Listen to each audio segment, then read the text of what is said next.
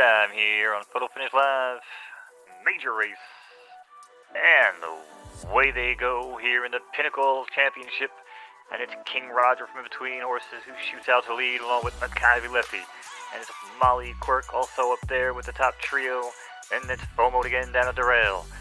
Back up to third, fifth place, that's Nero. And it's Franck in sixth here with about 5 to make up from the early leader. As they head to the opening turn, quarter in the books, 23 and change.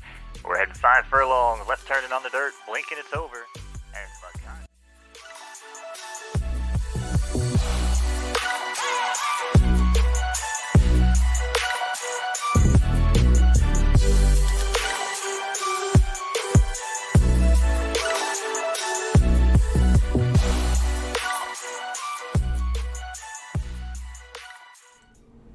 What's up, my fellow NFT collectors and horse racing fans? It's time for Saturday night at the races once again with the man himself, Mo Knowz. What's up, Mo?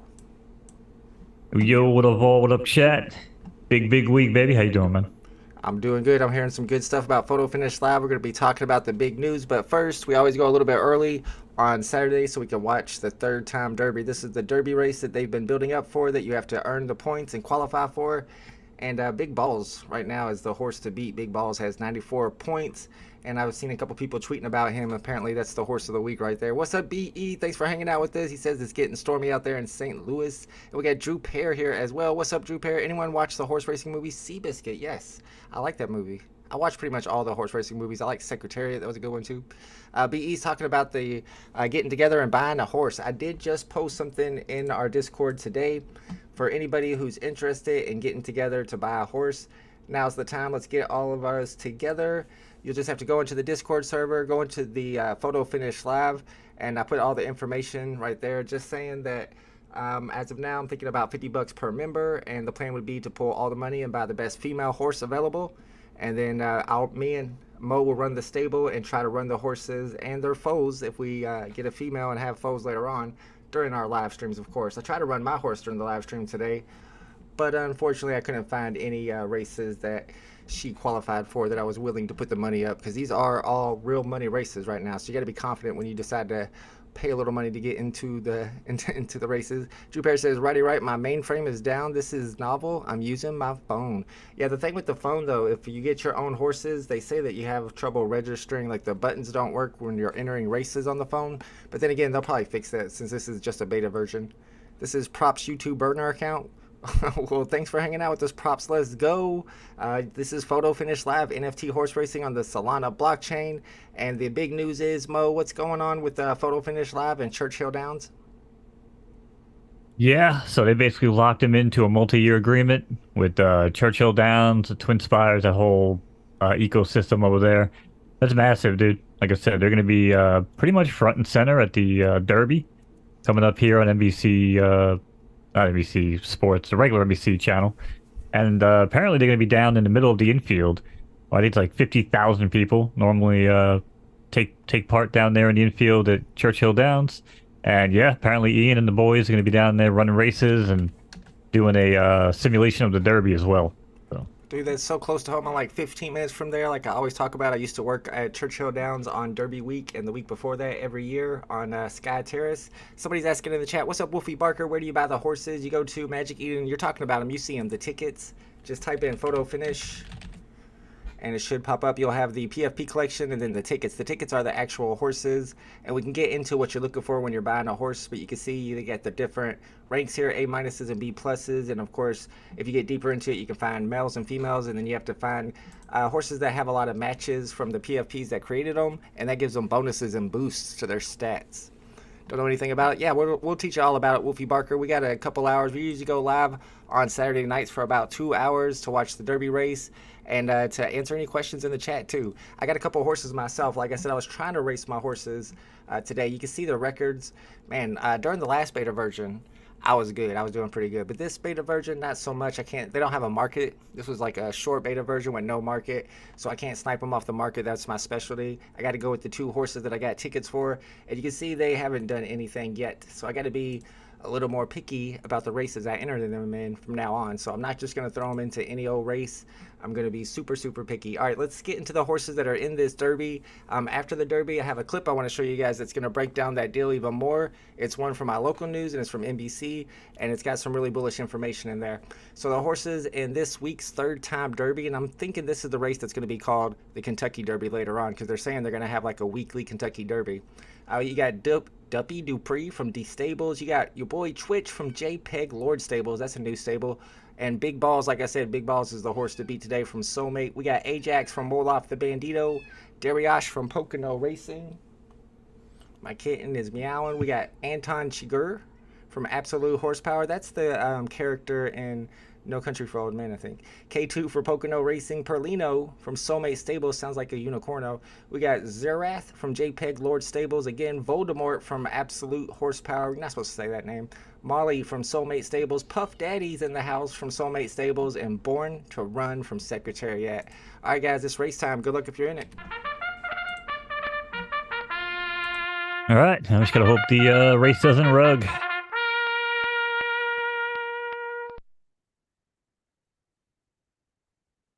All right, we're good.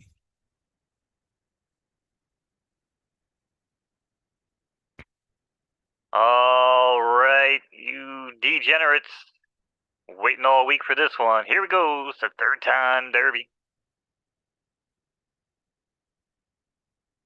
13 horses field, locked and loaded. And they're off and running here, and it's Big Balls, and he cannot lie. He gets out to the lead along with Ajax.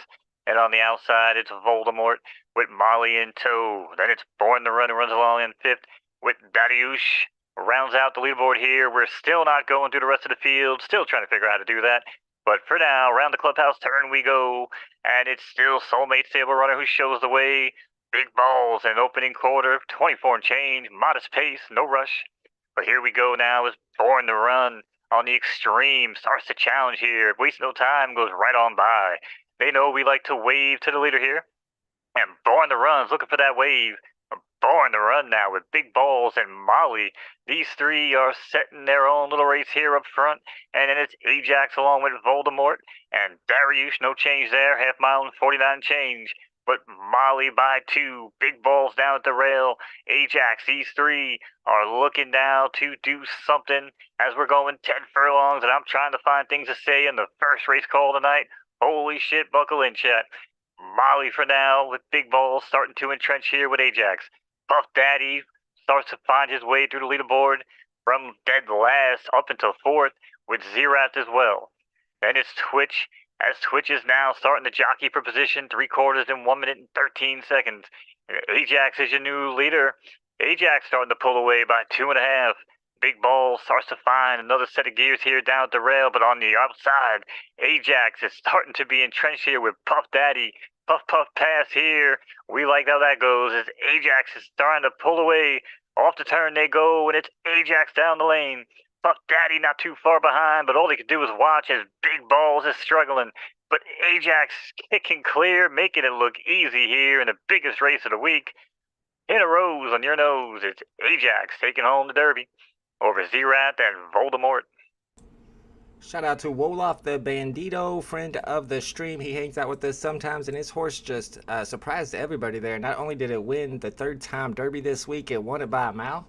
And people were expecting Big Balls to take over, but those balls was sagging, or I don't know what's going on, but he couldn't pull it off. Maybe he's a distance horse. We didn't look at this track conditions either, because sometimes you'll have firm horses running in a soft race on the third-time Derby. And Wolfie Barker, you wanted to talk a little bit about how this works, and this is one important factor. You can see here that these horses all have different stars on their different preferences. For example, some of these tracks run to the left, and some of them run to the right, and some horses prefer to run to the left, and some prefer to the right. And same with the condition or the surface of the track. Some are turf and some are firm. And when it comes to soft, or some are turf and some are dirt. Of course, there's some dirt tracks. And when it comes to soft and firm, that's dependent on whether it's raining or not. And that was a good example because Big Balls is a soft horse, so he prefers tracks that are soft, so when it's raining. and this ended up being a fast track, so it went better for the firm horses. So let's see who won. Ajax won, and he was not a firm horse. I don't think there were any firm horses in this race. Nope, all soft, but he only had, where you at, 1.5 stars. So he had a little bit of advantage over a horse that had 3 stars and like really prefers soft tracks. All right, so before we get more into the races tonight, what's up, Dennis O'Connor? What's up, Bobby Greeno? Thanks for hanging out with us. It's Photo Finish Live Racing. Let's see how long we got before our next race. I do want to show you guys this video clip, but we'll get to it here in a second because Mo, we got another race starting in less than a minute. Let me get into it and see who's in this race. Unfortunately, yeah, we got 9 minutes in between, so you can show the video. Show enough time there. It's the Uptown Club Stakes, and this is a 4 furlong. This is the shortest race distance they have. So this is the sprint. You can see somebody bet 80 of the Derby on the 4-horse Screaming Eagle. So we got Opus 1 from Pocono, Wild Horse Annie from Tombstone Stables, Zach from JPEG Lord Stables. We got Screaming Eagle from Pocono, and Thundercrack from Secretariat Stables. Those are the 5 horses. S's and S- are some of the top tier horses in the game. I'm running with A-. Mo's got a lot of A's and A-. S's are the expensive ones, so these are the good horses. Let's see who pulls this off. Good luck if you're in this one.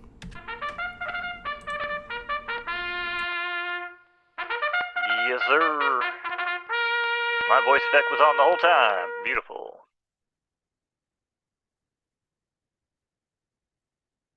All right, horses are at the track. Beautiful night here. It's post time on Saturday night at the races.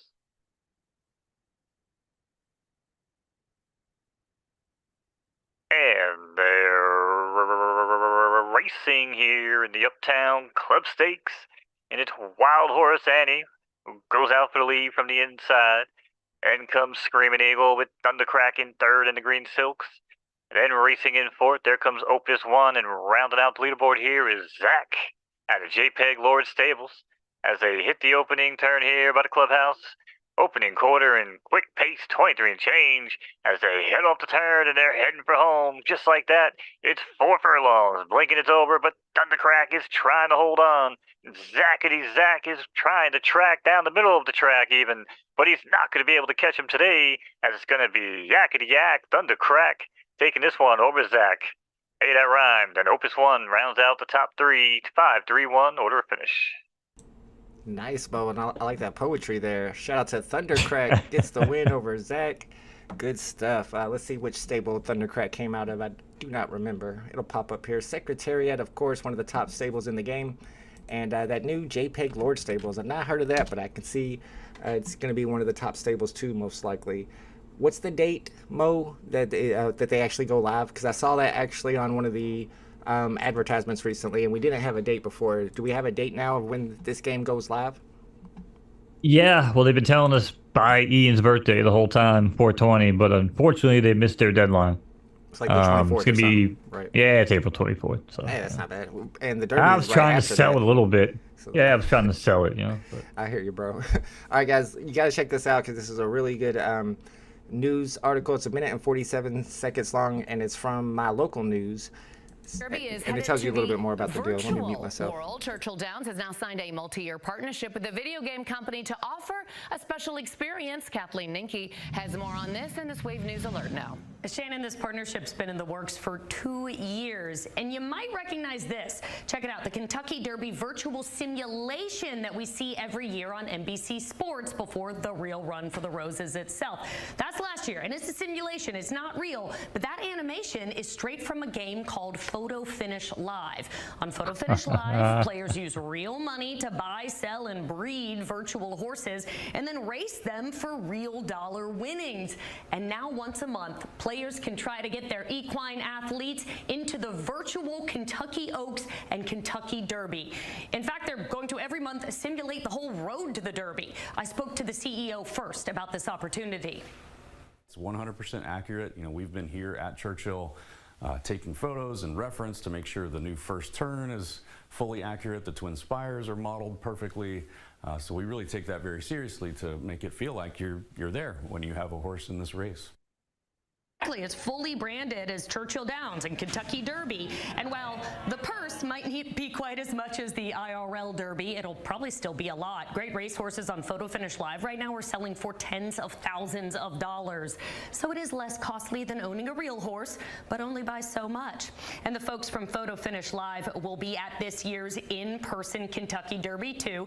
They'll have a booth in the infield where you can walk up and you can check out those virtual Derby races, and you can bet on them all while you're waiting for the in-person one to begin. So dude, isn't that some bullish information? When I heard that, I was like, that's pretty much everything we were looking for. I do wish that it was something that you got to trade in. Sorry, I don't know how to get out of this.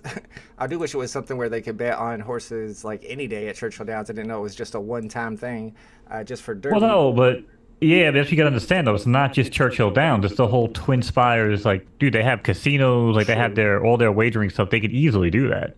Like, that's not out of the realm of possibility. This is just the beginning, man. Like I said, this is a 3-year deal.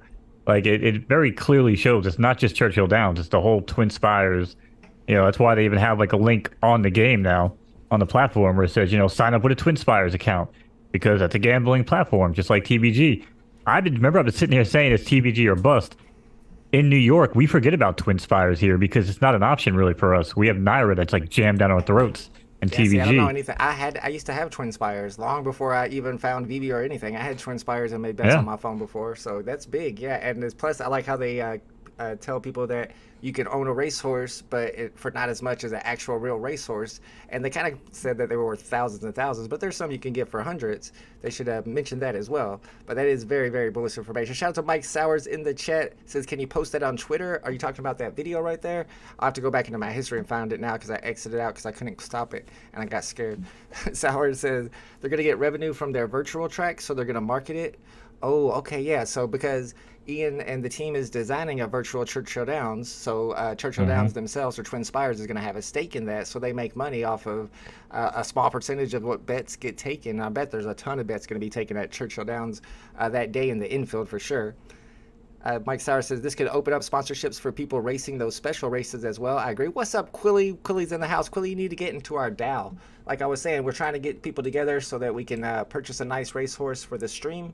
And there's BE says add me to the DAO, and there's all the information right there. It's in my Discord server under NFT projects on the Photo Finish Live channel.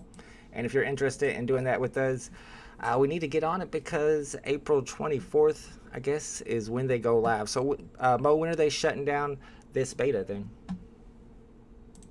I don't know if they're running it directly until the 24th. They probably shut down the day before, maybe 2 days before, like last time, or they might just cut it on the 20th. When does this season run to? This is 22nd, actually. Well, I'm saying, did they fill up the entire new schedule? Let me see. Oh, well, I'll just see where it says Season 3, March 5th to April 22nd. Ends in 7 days. Okay, so yeah, I'd imagine, if they haven't announced it already, I haven't looked, it'll probably end. That'll probably be it.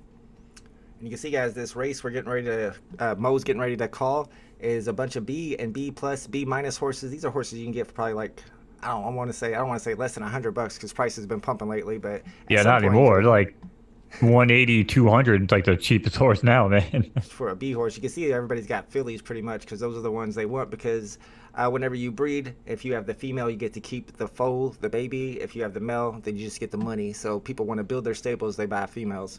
Mike Sauer says monthly. It reminds me a lot of the iRacing and NASCAR series. I did notice they said monthly. Right now we got the derbies every week, but it's going to be stretched out whenever they go live, and every season will be a month. So it's going to take longer for your horses, your new horses that you breed, to come of age to be able to race. So keep that in mind. After you breed a horse, it's like 3 months, before you actually get to race it. What's up, Smurf? Dabs in the chat. Let's go. Always enjoy. I love the stream. Thank you, Mike. Appreciate it. We're getting ready to have another race right now. The Pluto Allowance. We got a minute before it starts. Let's check out the horses in this one. We got Fiona from Soulmate, Stephanie from Soulmate, and Natalie from Soulmate. I don't know if they're sisters or whatever. We got Wildly Understated from Rinsed Out Racing, Better Days from Secretariat Stables, Prometheus from Mythical Mounts, Playing the Field from Crockett Racing, Monster Zero from Star Shoes, From the Back Pocket, Rinsed Out Racing, Natty Light. Ew, Natty Light is not good. From Soulmate Stables in Arkansas. From Hog Heaven. Hog Heaven's got some nice stats down here with 3 full stars on all of their preferences. but it is a B minus. So if I was betting this race, let's see if anybody put any bets in. I don't see any bets made on this race. If I was betting this race, seeing that it's a 9 furlong left turf fast, I wouldn't be betting on any of these soft horses because it's a fast track. We only got a couple firm playing the field from the back pocket. That'd be my 2. I'd go with from the back pocket. The 9 horse is my bet on this one. All right, guys, 9 furlong race. The Pluto Allowance is coming up next. Good luck if you're in this race. Here we go.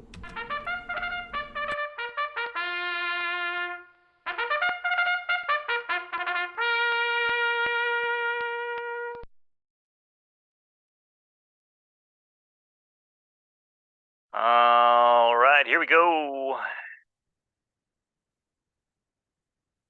Sometimes you gotta be there, sometimes you gotta be good, sometimes you gotta just be a B horse. That's what we got going on here today. Brother, they're at the gate.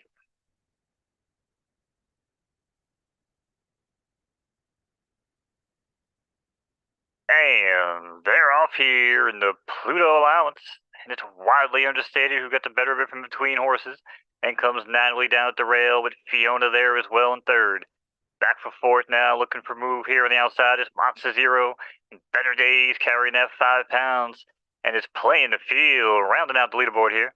As they head past the wire for the first time, and everybody wave to your leader. Wildly understated.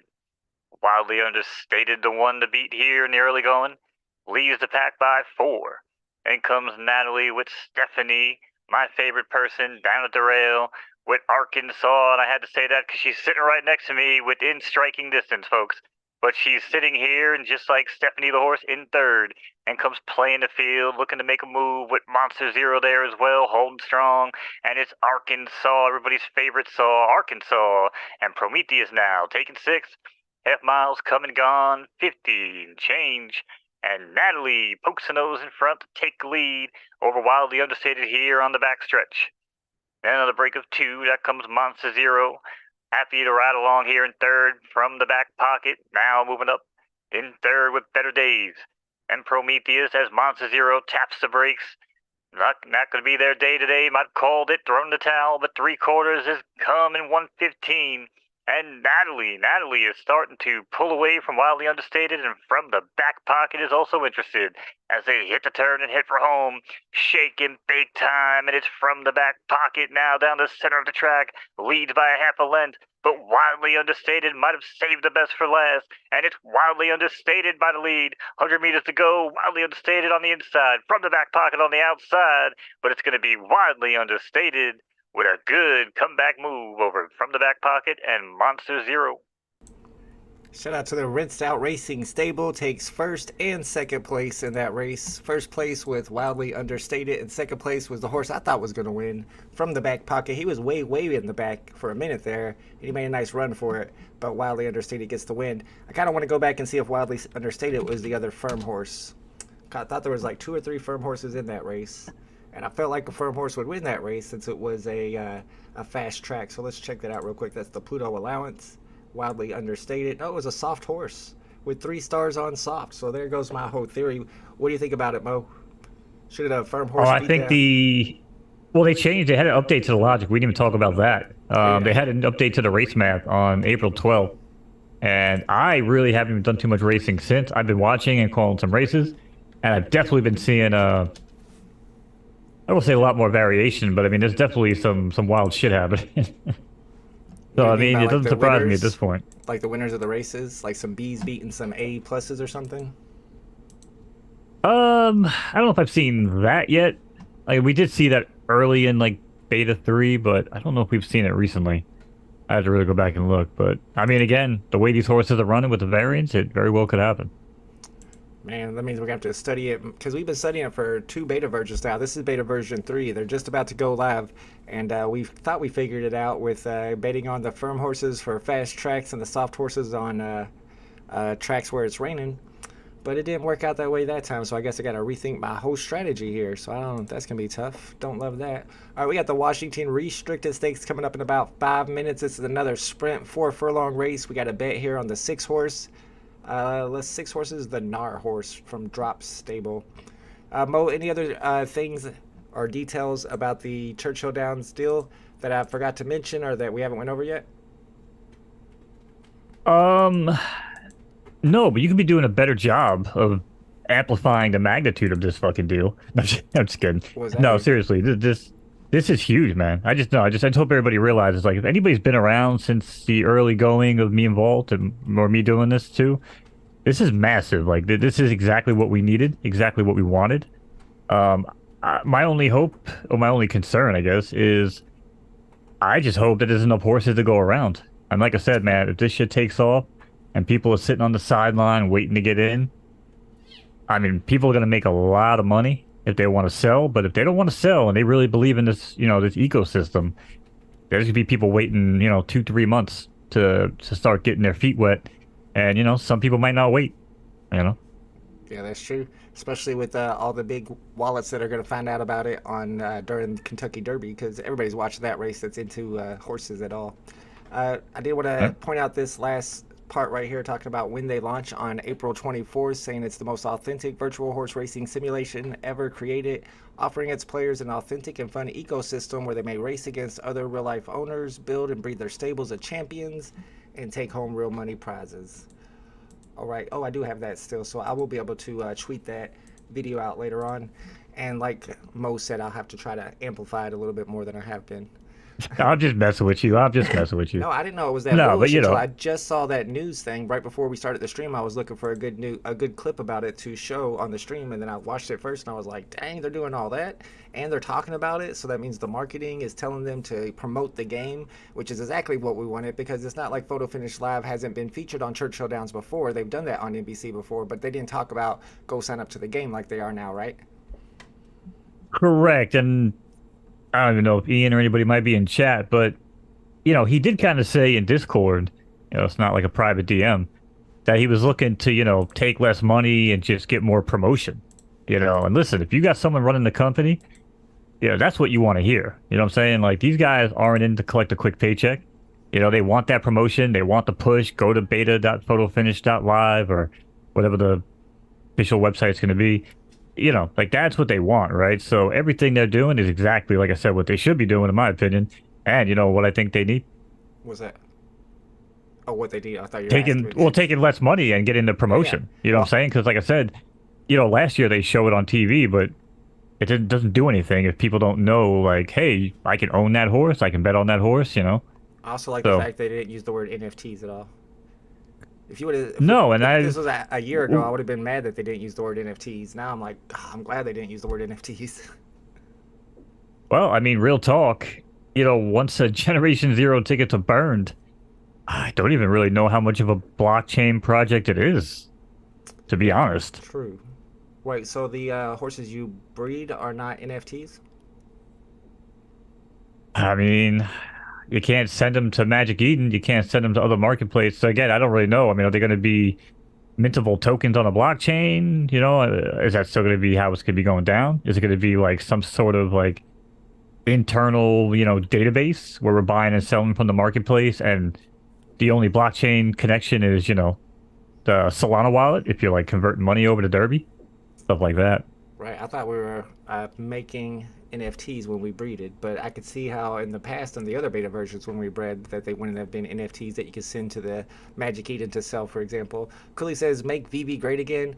I think we should sell our VB stuff and buy some horses. That's what I'm doing. Drew Pear says, are we setting up an actual DAO? How are we going to pull our resources together to buy a filly? What do we have to do to set up an actual DAO, Mo? Is that like a contract on the blockchain? I mean, listen, if people want to get all legit about it, sure. Well, let's just look at it this way. Everybody knows Vault. He's been streaming for God knows how long.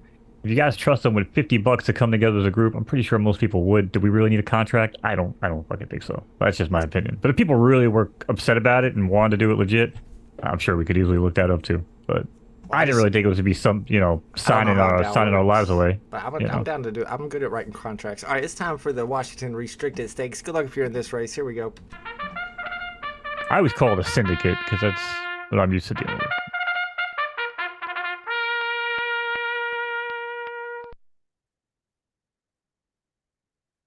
All right, we are back at the track, Jack. Feels like we got a bunch of races already tonight. Love to see it.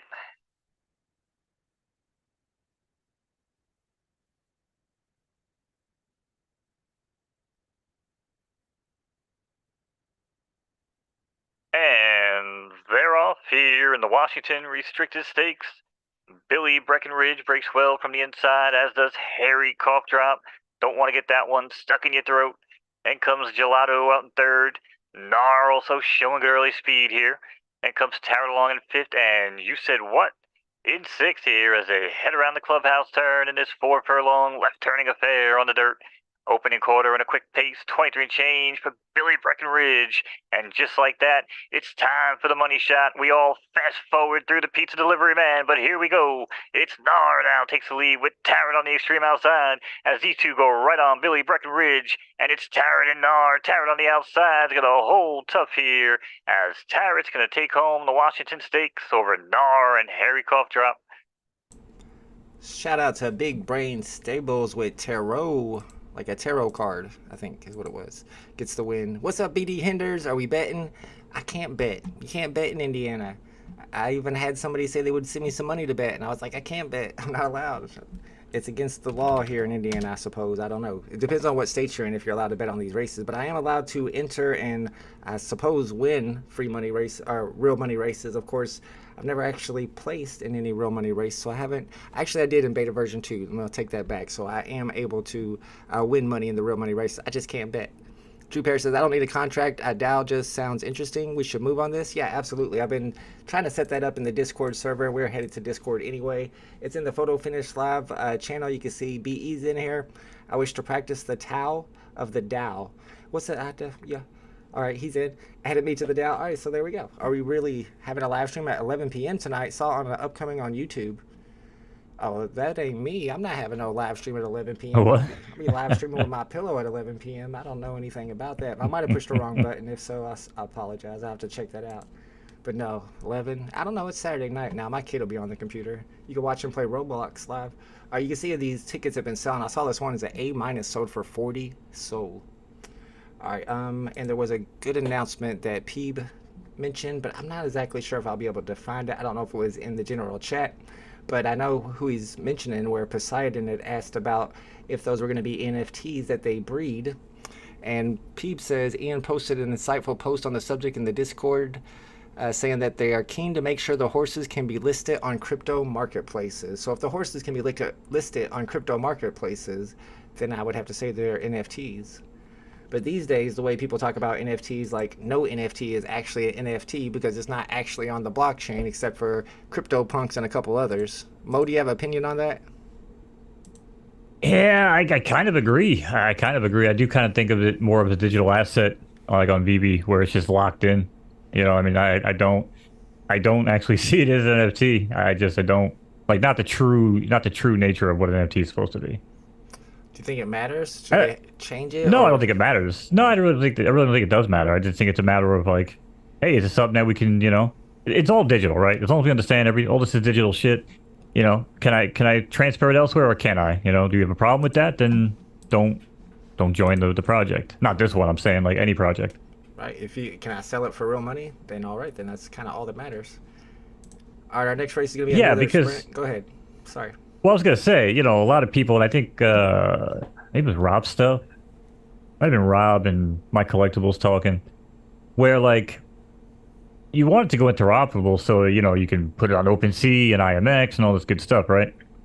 But like they did say with like HRO, all the biggest sales and most of the sales, probably like 90% plus of the sales, come from the HRO platform. You know, so if you still want to sell the card, you still want to make that money. You know, you want that in the internal, you know, ecosystem, right? At least for now. Maybe that changes in the future, but, you know, I'm pretty sure it was those two talking about it. I know you can sell the hero cards on IMX. Can you sell those on OpenSea too?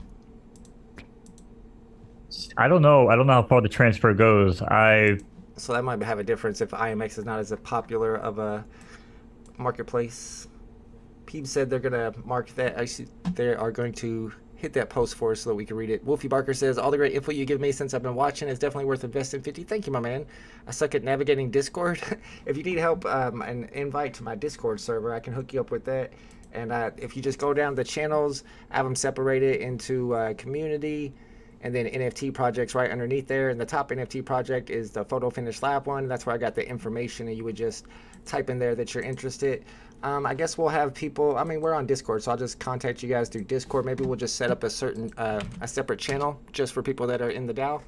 And then Mo, give us some information on what we're going to be looking for, because I'm going to be having you pick out our horse for the DAO, what we're going to be looking for whenever we decide which horse to purchase. I mean, obviously, we're going to want to go to Philly. We've already talked about that. You know, something with decent boosts. I mean, depends on really what's going to be on the market. I mean, I was looking earlier this morning. It really isn't much, man. Like, I think especially after the big news, you know, so I guess we'll have to see, you know, how many people we really got, and then maybe just start shooting some numbers around the people and, you know, kind of see what's available. But it's going to be tough. I mean, there's really not much available I was on going to say, the it might market. be a bad time to buy. Maybe we should wait to buy, because it's kind of, you know, you don't want to buy right after the big news. What do you Correct. think prices Yeah, will do yeah. leading up to them going live, which is still a whiles away? I mean, I'm a true believer in every NFT project at this point that you just, right, like everything else, you just sell it, you always buy it back later at a lower price, right? I can't think of a time yet that really would have burned my ass. However, with the horses, I think it could, man. I think these horses could continue to gain value. I don't know if they're going to plummet like a normal NFT or a normal digital asset. Only because, I mean, I sound crazy talking about it this way, man, but I've said it to Ian. I see this game starting like, you know, stories and for generations upon generations of horses and people. Like I said, I see like kids inheriting these horses from their parents and like racing them with their grandpa and having like these memories. I really do feel like something like this is going to take that effect, you know, in a digital world. So that being said, I don't know if these will ever crash. I think we might just want to jump on something that we're comfortable with, something that we can get a good breeding partner with. Because again, a lot of people watch this stream. A lot of people appreciate what we do. They want us to keep calling the races. Well, give us a good goddamn breed. You know what I'm saying? So we do have that going for us too, right? So we just need to get a filly. Like, so that's going to be, you know, good to breed with, I think. We got 10 minutes before the next race, and I know we have another gap in between a couple races later on. I definitely want you to help us understand like which horse to pick or what to look at when we're deciding which horse to buy, because there's going to be people in the chat who may want to buy a horse on their own, of course not necessarily with us, and they may be new to the system, so they want to know what to look for on Magic Eden. But before we get to that, I did want to point out this post here from the Discord, and if you guys need a invite link to the Photo Finish Live Discord, it's in the description of this video.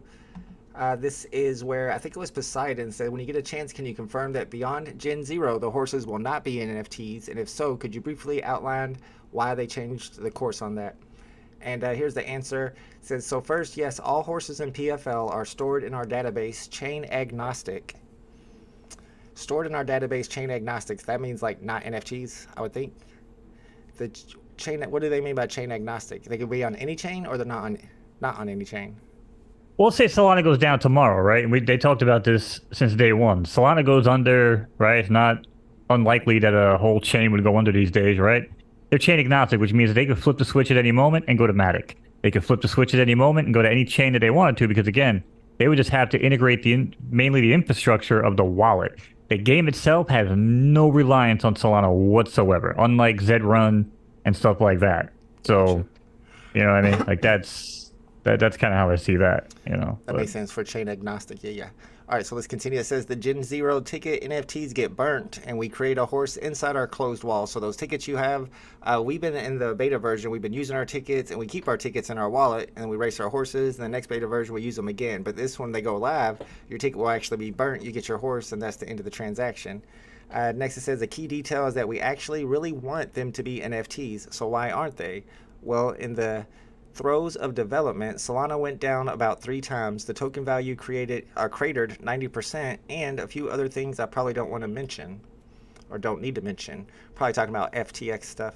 So it really didn't feel prudent for me to bet the company entirely on Solana at such an early stage, so we insulated the game from it. We envisioned a really simple system where a player could just have an extra button on the horse like sell on Magic Eden or sell on OpenSea, which would in essence lock the horse in a bridge and mint an accompanying NFT that went out into the open world. Oh, that's pretty cool. However, I'm not as sold on this system anymore. I truly want a home chain, a home community. Ooh, so he wants. Ooh, I don't like that idea.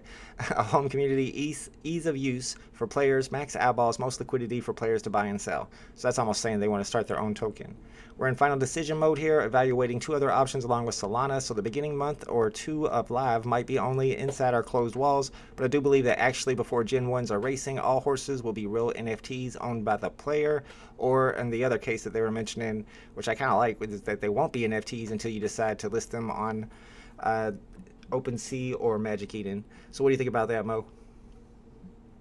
Yeah, and like I said, and that's fine. I still just think that, you know, if you want to sell these horses for the most amount of money, that these people are probably going to be on the website watching races and gambling on races. So why not just use this marketplace?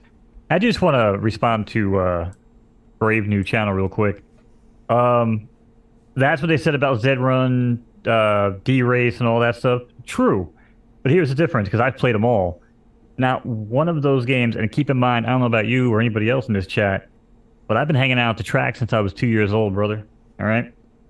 There has never been a game that has scratched my itch for horse racing like Photo Finish. Not the way it looks, not the way it plays, not the way that the whole thing is run. Zed Run never even made me feel like I was playing a horse racing game. So yeah, they said it about those other games, but it never was a possibility, those other games. So will people dump horses at cheap prices? Sure. You know, people do desperate shit every day. But I do think, like I said, the overall value of the ecosystem will continue to be strong, because why not just keep that horse and try to breed up, right? You can't breed up in other games like you can here. So, you know, you get super breeds in other games, but you don't breed up necessarily in your bloodline. So things to keep in mind. Mo, have you noticed this new feature they have here on the Photo Finish Live website where you can see all the horses that are on sale through the website? Yeah, so Ian's been making best friends with ChatGPT, and it's been coding a whole bunch of crazy shit for him. Yeah, there's a whole bunch of new stuff on there. Yeah, I'm checking it out here. This is kind of a good way to check out which horses are available to purchase. Here you can see where it says start, speed, stamina, finish, heart, and temper. Those are the what are they called? Those are like the rankings that you don't get to see until your horse retires. So since no horses retire during this beta version, I can't show you it because no horses are retired. But once they retire, you actually see these stats, and this just gives you a little bit of information of where the stats might be. But I think they come out, if I remember correctly, is it like grades, like A's and S minuses and S pluses, right, Mo? Yep. So if you have like an A horse with like ones across the board, it's more than likely going to be like A rankings. So yeah, if it's like zeros, you'll probably be a step down. So an A horse would have like an A minus 0 speed, you know, something like that. Usually how it goes. Yeah, this is a filly right here. It's got a 3 on start and a 3 on heart. I really don't care much about heart and temper personally because I don't really know what they do. I always look at start and speed for sprinting and stamina and finish for distance horses. What can you tell me about heart and temper, Mo? I can tell you that I also thought they weren't that big of a deal, and I can also tell you I don't really do that well in races. So I think it's actually very, very important in like higher class of racing, which would make sense. You know, so again, if I'm looking to run at Mountaineer and little shithole tracks, you know, that I hope they build me, then, you know, we'll be in good shape. But that's what I think it's mainly going to be used for, is like the higher class of racing. All right, and also one more thing that you always talk about, it's very important for people who are searching for horses to purchase. I was just looking up the fillies with total boost of 4 or more, 5 or more. What exactly are the boosts and what do they do? So the boost, there's the preference boost and then the stat boost. I don't know if it shows, I don't know how it's laid out on the website. But the preference boosts go into like your, you know, stars. But the stat boosts, like the important ones, because those will basically be if you have like 14 boosts, that'll be 14 extra points that are now scattered, you know, throughout your horse ratings, which I'm pretty sure they were RNG throughout the first 3 betas, so they always wound up being different. So we'll get one more roll on that, I guess. And yeah, although it might be the same, actually. I think it might be the same as the V3 roll. I don't think it changes. But anyway, so that's what that's going to be, essentially. Man, I'm seeing some good horses now that they have this available for us to look at, like this A+ filly. I'm sorry, an A filly that has 13 boosts and it's only 25 Solana. And there was another one down here that looked really good, at A plus for 28 Solana with 9 boosts. I got to figure out how much Solana is so we know how much we're going to have available to spend. But I think we'll Solana probably was get down about, a little bit. it's gone down a little bit. Well, good. But yeah, It but was down. I think it was like down like 22. Might have gone ticket back up prices today. are up, so that doesn't help too much. Brave New Channel says, that's true about breeding up. I didn't like that about the others where the offspring were always worse than the parents in real life. And that's funny because in Zed Run, I was really, really early into Zed Run, I had the Gen Zero horses and all that. And I would be in their Discord server and I would be like, why are the babies always slower than the parents? That doesn't make any sense. That means the Gen Zero horses are always going to be the fastest. And they're like, no, that's not how it's going to work. No. Oh man, I told them so many times. They booted me. You know, I'm banned from that Discord. I get banned from a lot of Discords just because I speak my mind. And I think I said that Discord was full of depressed, divorced 40-year-old white men, which was true. But they didn't like that, and they suspended me from there. So here we are at Photo Finish Live. And we're getting ready to run our next race, the Independence Allowance 4 furlong race. Here's your horses. Margarita from Balthazar Mangers, Kiss of Lightning from Yosemite Ranch, the main attraction from Tombstone Stables, Peggy Sue from Big Brain Stables. We got Wall Street, the S- in this horse from New York Digital Racing. Notice, though, it doesn't have a lot of stars in the preference compared to the other horses. And keep in mind that some of these horses are carrying some extra weight. Thug Passion's got 3 pounds. That's the 6 horse. And we got Patrick Bateman from Sleep Near Stables. Patrick Bateman, I think that's like the murderer in that weird movie that everybody talks about. All right, Mo, who you think's gonna win this one? Uh-oh, I think I lost Mo. I'm going with Bateman. I don't know, he's carrying 3 pounds. Kind of like the... Oh, sorry about that. I was carrying 420 pounds there for a minute. Sorry about that. Gotta do what you gotta do. Oh, shit.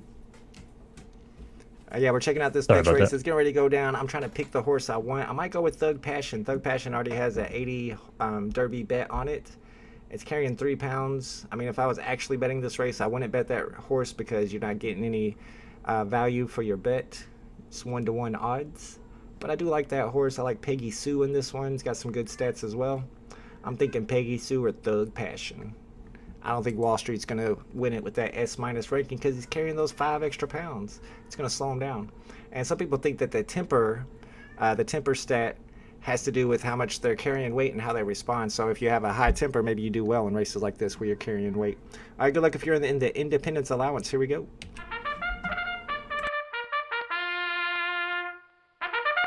All right, looks like another 4 furlong race coming up here. Beautiful night here at the track.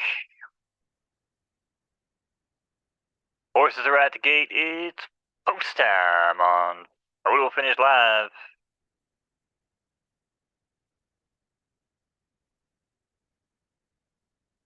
And they're racing here in the Independence Allowance. Doug Passion shoots out to the front, taking Patrick Bateman along with him. And comes Kiss of Lightning down at the rail, looking to tuck in early with main attraction. And comes Margarita. Margarita's in 5th tier, and Tombstone Stable Runner's going to round out your top 6 in the Blue Silks. Opening quarter in 23 and change as they head around the first and only turn, and it's 4 strong. Patrick Bateman, though, is going to show the way. Peggy Sue, what you going to do down the center of the track? She's going to take the lead, and it's Peggy Sue now by a half length. Patrick Bateman kicks in here and takes the lead back here as they go to the wire. It's going to be Patrick Bateman holding strong over Peggy Sue and Kiss of Lightning. Shout out to Patrick Bateman, gets the victory from Sleep Near Stables. I think that was the favorite. Came through with the victory. BD Hendricks threw in that 80. I did see that somebody bet 80 on this race just to see if we get someone else to bet. Sometimes you got to throw some money in there for anybody else to bet. A lot of times I consider betting on races and I see that nobody else has bet yet, so I'm like, why should I bet? But you're right. You should probably just throw it in there to entice other people to bet. If you're the only one betting, it's hard, man. I'm sorry? It's hard with the betting, and, you know, I'm not the biggest advocate for the betting right now, and I probably should be since we're the ones doing content. But, you know, to be fair, like I said, I'm really more, you know, entertained by the racing and owning aspect. But yeah, the gambling is going to be a huge part. So I do hope people start gambling at some point. Well, they got to get the exactas and the trifectas in there, but of course you got to have liquidity in there to even have those. So, but people love that kind of stuff. That's what I like.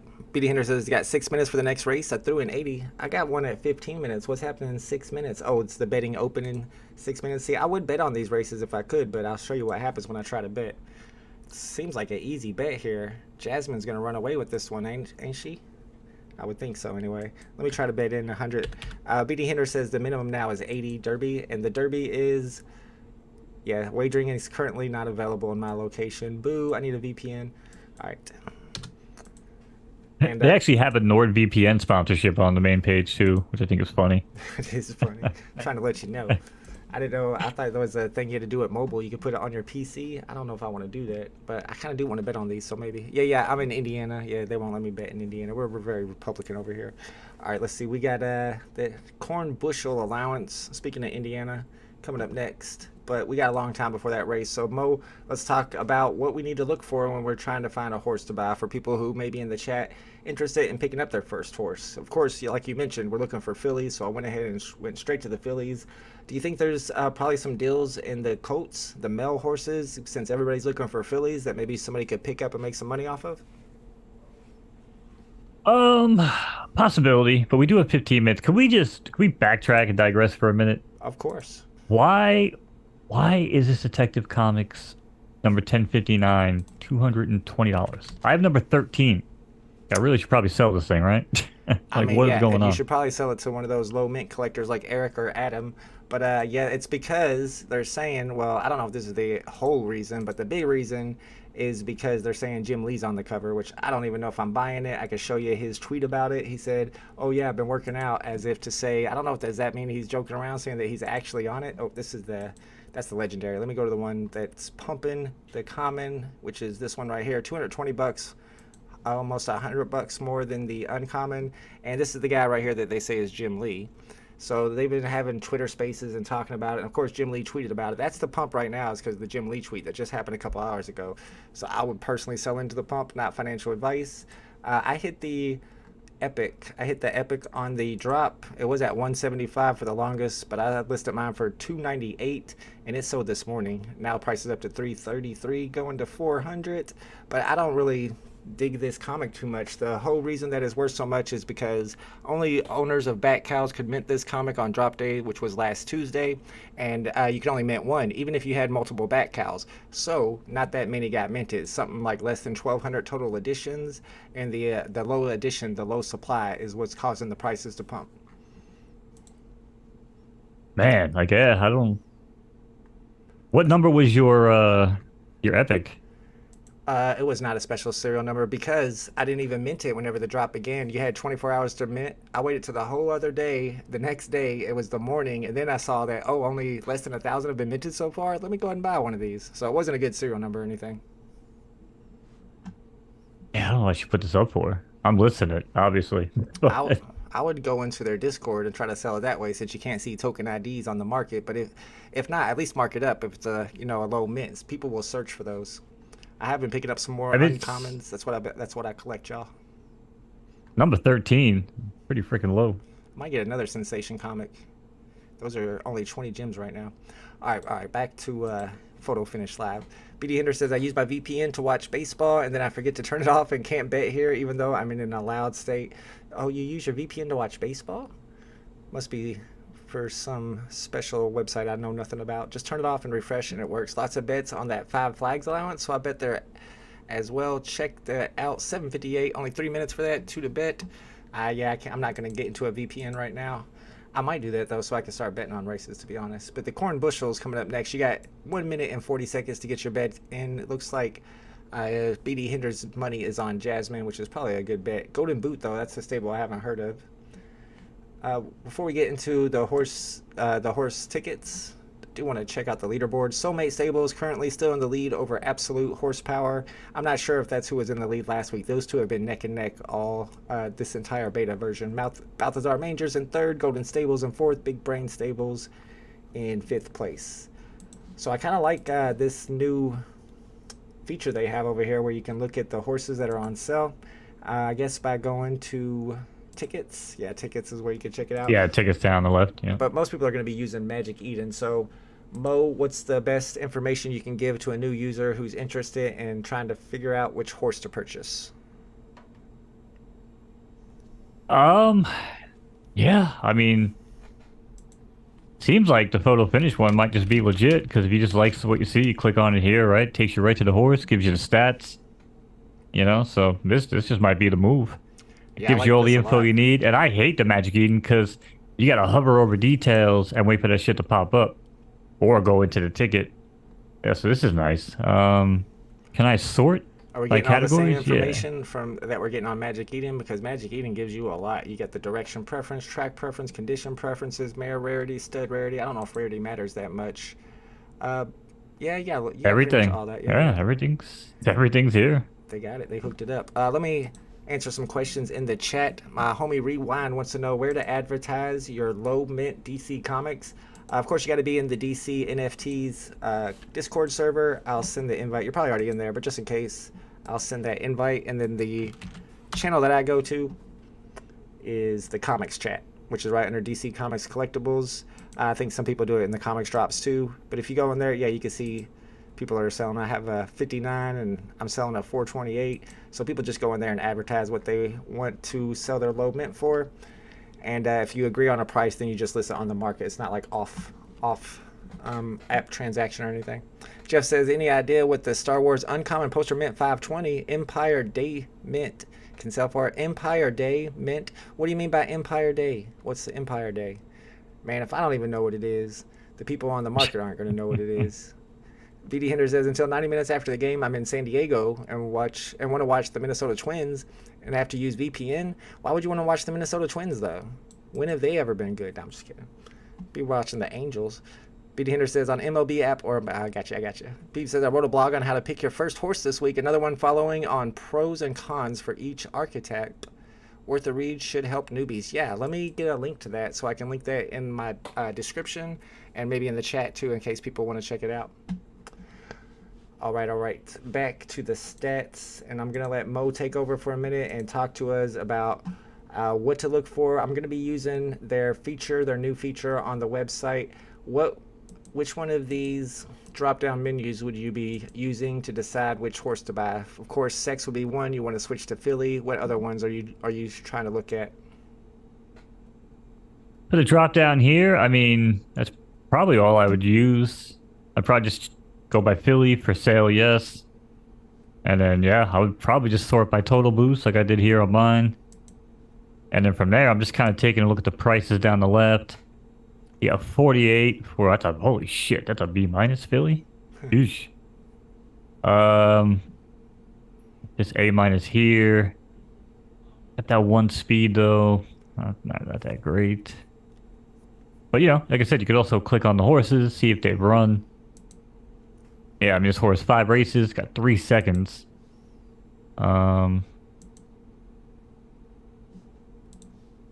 Does like a sloppy track. I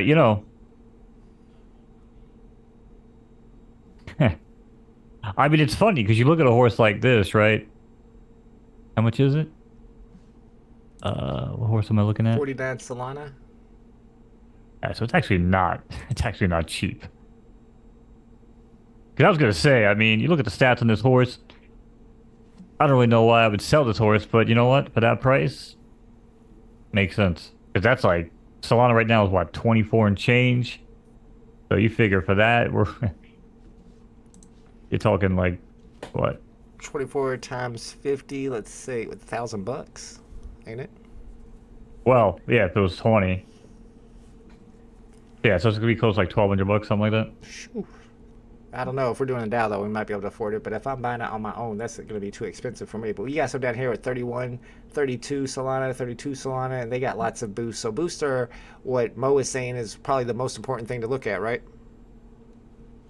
Yeah, because it's going to give you, like I said, the additional bonuses. And if you get an A+, like, so my A+ horse that I sold, I kind of regretted selling it because I got a super boost into the speed, and I basically had an S- speed on that horse. That would have been nice. So, but I would be able to run the A+ races, you know what I'm saying, with the S- speed. So that something like that could definitely come in handy for, restricted type races. What's up, True Stoners in the chat? Let's go. One of our horse racing homies. Jeff says May 20 is Empire Day and the UK premiere day of Empire Strikes Back. I mean, all right, if you can find another Brit who's all about that, then it's possible. I don't think I'd be putting too much extra on it, but you always start high and then bring it down if nobody buys it. Rewind says I got number 3 for the common, number 6 for the rare, number 8 for the uncommon. All on one drop? How'd you get all that? You sniping them? Wow, yeah, definitely charge extra for those. Jeff says I also sniped an ultra rare Empire Strikes Back poster number 525 for 34 gems. Let's go. I said I was surprised someone listed it and no one picked it up. Yeah, I got a good snipe today during the live stream and was able to flip it for like a 20 gem profit, but I didn't get the drop. The drop sold out right away. Mo, did you get the drop today? I actually tried to get it. I wasn't gonna buy it. I just wanted to see if I could. But no, I didn't. I got immediately knocked out. Yeah, pretty much everybody did. There was nothing but L's in my chat. You can also see over here that they will tell you how many stars your horse will have on the direction, surface, and condition. Those are those preferences we're always looking at. It tells you if you have a horse here with all 3 stars or 2.5 and 3 and 3. 2.5, 3 and 3 is pretty good. So, I mean, that's the kind of thing you're looking for. Of course, you want to save money, so it depends on your budget. But you got to have one here that's 66 and it's an A tier. You got some S's down here, but that's really expensive. These prices are insane. But we're right in the middle of a pump too, though. It's interesting here to see. I feel like we're at the beginning. That's the crazy part. We should have been buying earlier. I try to tell y'all. Me and Mo been yelling about this for a while now, so don't blame us. Even though we didn't pack but Mo packed his bags. You know how I am. Yeah, I have 8 horses. Mo's got 8 horses. Let's go. Just as I went for it today in FOMO and watching your stream, but got an L. Everybody in the chat got an L today. Today was a really tough drop to hit. I forgot about the race. Let's see when the next race happens because I don't have my clock pulled up. 3 minutes and 58 seconds. We're good. Well, you gotta remember too, I took basically all my Rainmaker money, and I redirected that to photo finish, and my HRO money too. So. That's awesome. Yeah. So you did well. I did all right on HRO too, but I got all my sales on eBay with Hero. I'm still looking at some of these prices and these horses. Mo, is there anything else? Because I know there's people who are interested in picking up horses right now. Is there anything else you want to tell them when it comes to looking for horses to buy?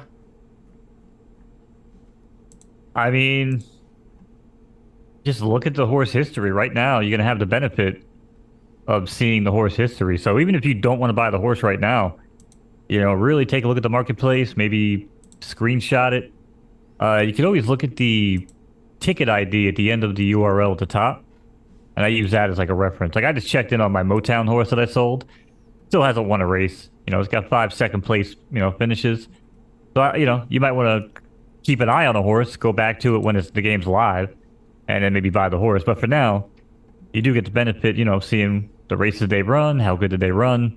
And if the ticket prices do come down, which again, I don't know if they will, you could jump on it at that point. But that's probably my best advice, is just start tracking potential horses now. Yeah, GPT did a great job at designing this little marketplace right here, because if you click on the horse itself, that'll take you if the horse exists. So for example, if you get the internal server error, that means that ticket exists, but nobody cashed in the ticket during beta version 3, so the horse doesn't exist in the world right now. But if you click on one that does exist, you'll be able to, that one doesn't either, you'll be able to see, like Mo said, how they've been performing so far in this last beta version. So this horse in particular has ran 6 races and has never won a race. But then again, you got to also look at, is it being ran in the correct races? Maybe the owner doesn't know what they're doing. So you got plenty of possibility. Yeah. You got plenty of information to go by there if you guys are looking for horses to buy. And let's get it set up for the next race. Well, we got 2 races starting at the same time, bro. All right, so let me go. We got to do this a different way then, because sometimes when there's 2 races, just take a look at the same time, sometimes it'll rug us, unless I'm looking at it wrong. I mean, there's a lot of wagering on that 5 Flags Allowance, so maybe we want 12 horses in it too. Yeah, we'll watch the 5 Flags Allowance, guys. All right, let's go through the horses here. It starts in a minute and 30 seconds. We got Bandana Banana from RVA Racing, Red Robin from RVA, Skirt, I like that one, from RVA, Crown Maxi, Wishbone. RVA's got a lot. It's just an RVA race. That's pretty much all the horses are from this stable. We got Wishbone, Proper Cowboy, and then Aloha as well. Thomas Jeff Horson, That's good. From Liberty Tree Racing, Astrid from Valhalla Stables, Kosher Kush from Hazy Hill Racing, another RVA racing horse named Gray Beanie, and Silk Road Stables horse Chic It. And my money's on Skirt, just so I can say Skirt one more time. All right, guys, this race starts in about 50 seconds. Get ready for some more Mo calls. Sniped it last night. Good stuff. Oh, so you're sniping those low mints. See, when I was buying my uncommons today, I was going through and checking token IDs, and I was buying the lowest one, of course, on the floor, but I didn't find like any 1 digits or 2 digits. Jess said I went for today in FOMO. Oh yeah, I already read that. Beauty Hunter says I bought an extra horse on the news. Only afforded a colt through that. Through that goes well with one of my fillies. Oh, that you're gonna breed with, so that makes sense. Yeah. Bet on the 1 and the 2 horse. Looks like, man, there's a ton of bets on this race. You weren't kidding. Every horse here has a bet on it. It's gonna be an interesting one. All right, it's time for the 5 Flags Allowance. Good luck if you're in it.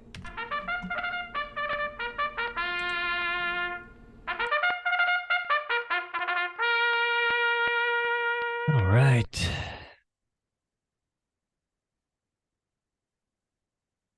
All right, ladies and gentlemen, as we hit the top of the hour, don't forget to hit that like button. Appreciate you guys stopping by the stream. Even though it angers my girlfriend, but hey, here we are. And she's shaking her head now. And they're off and running here in the 5 Flags Allowance, sponsored by RVA Racing. And it's Proper Cowboy who runs out to the front, along with Thomas Jefferson. Ha ha, see what you did there. And Wishbones in third.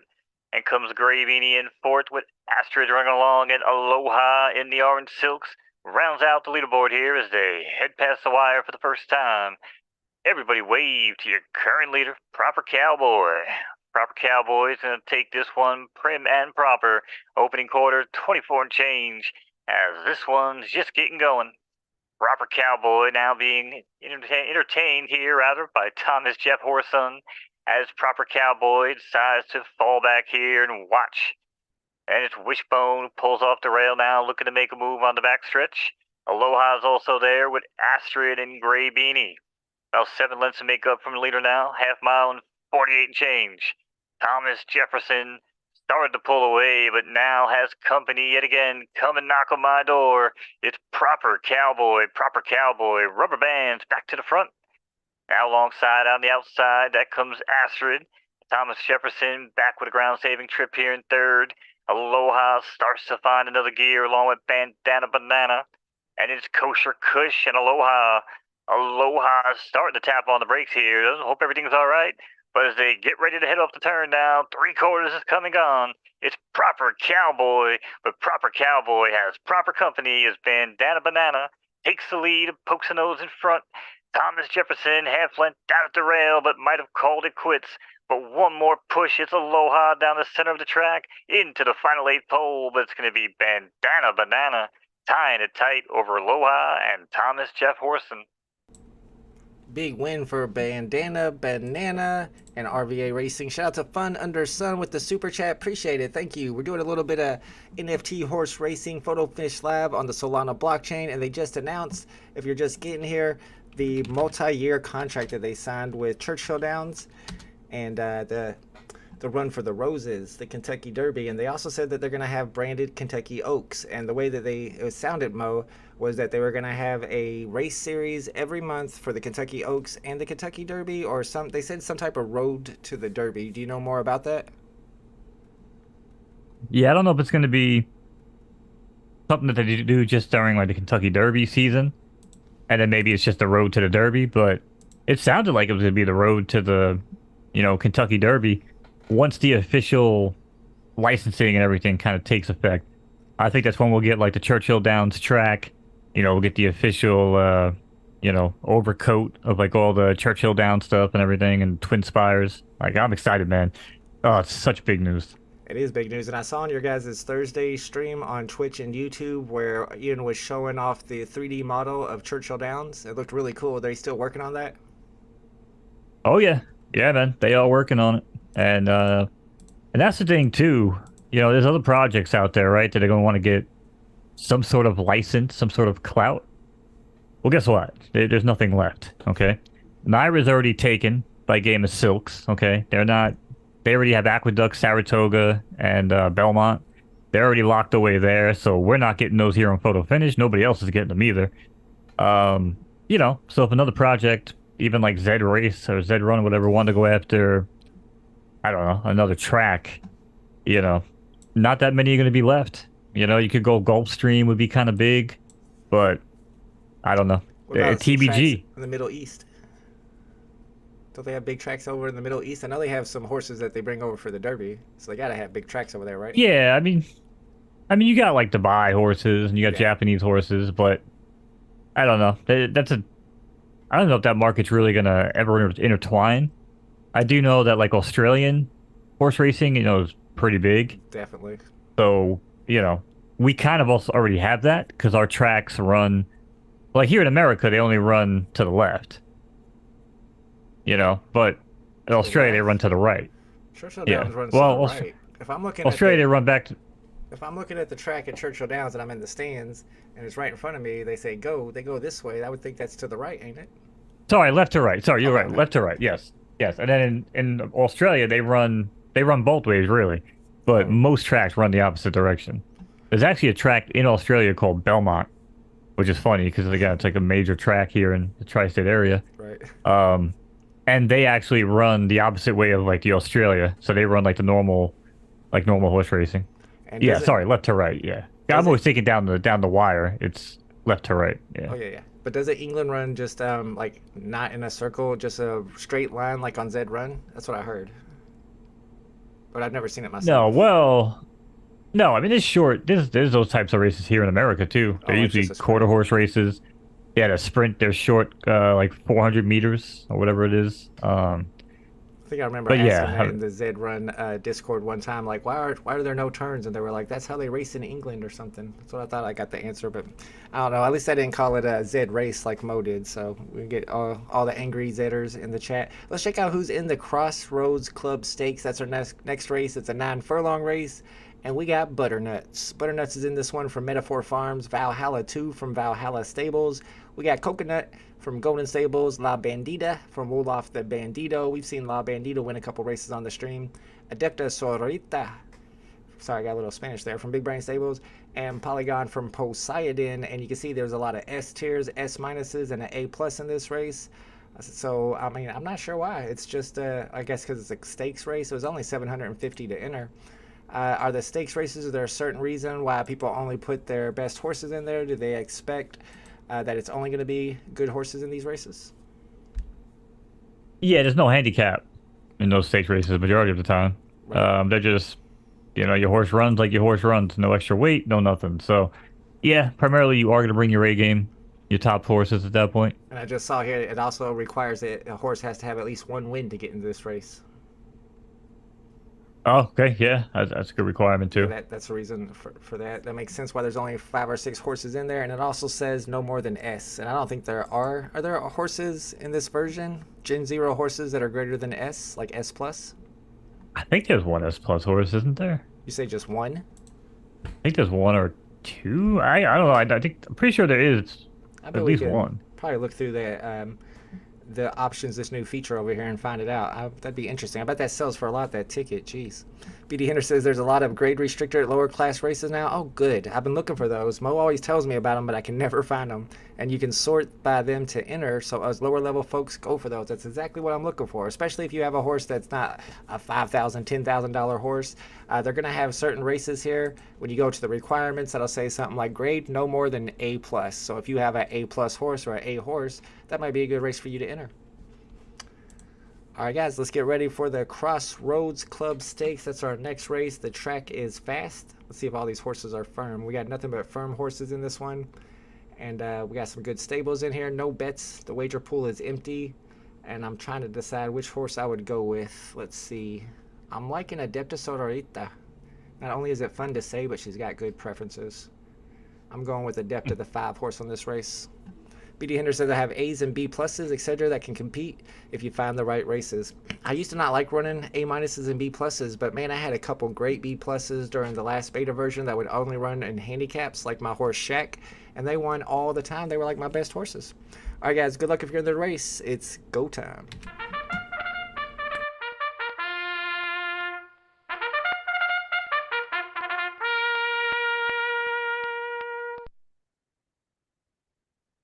Alrighty.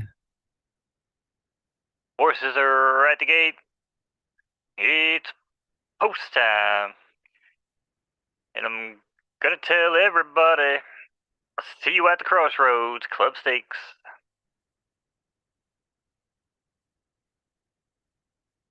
And they're off here. It's Coconut, breaks well from the inside along with Adeptus Sororita, and comes La Bandita. Along with them, there comes Polygon and Valhalla the second, followed by Butternut, Stay It Butter Stuff. It's really Butternut, so it's 6-1. And about 7 lengths off the leader here as they head to the clubhouse turn of this 9-furlong right-turning affair on the dirt. Track is fast and smoke is good, and Coconuts is holding strong here in the early goings. At a break of 2, that's La Bandita, holding on tough.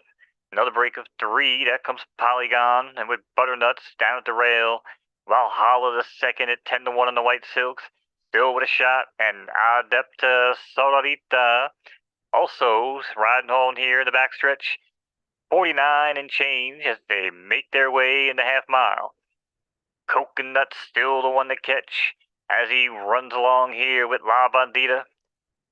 And another break of 4, back to Polygon and Adepta. These groups are running side by side.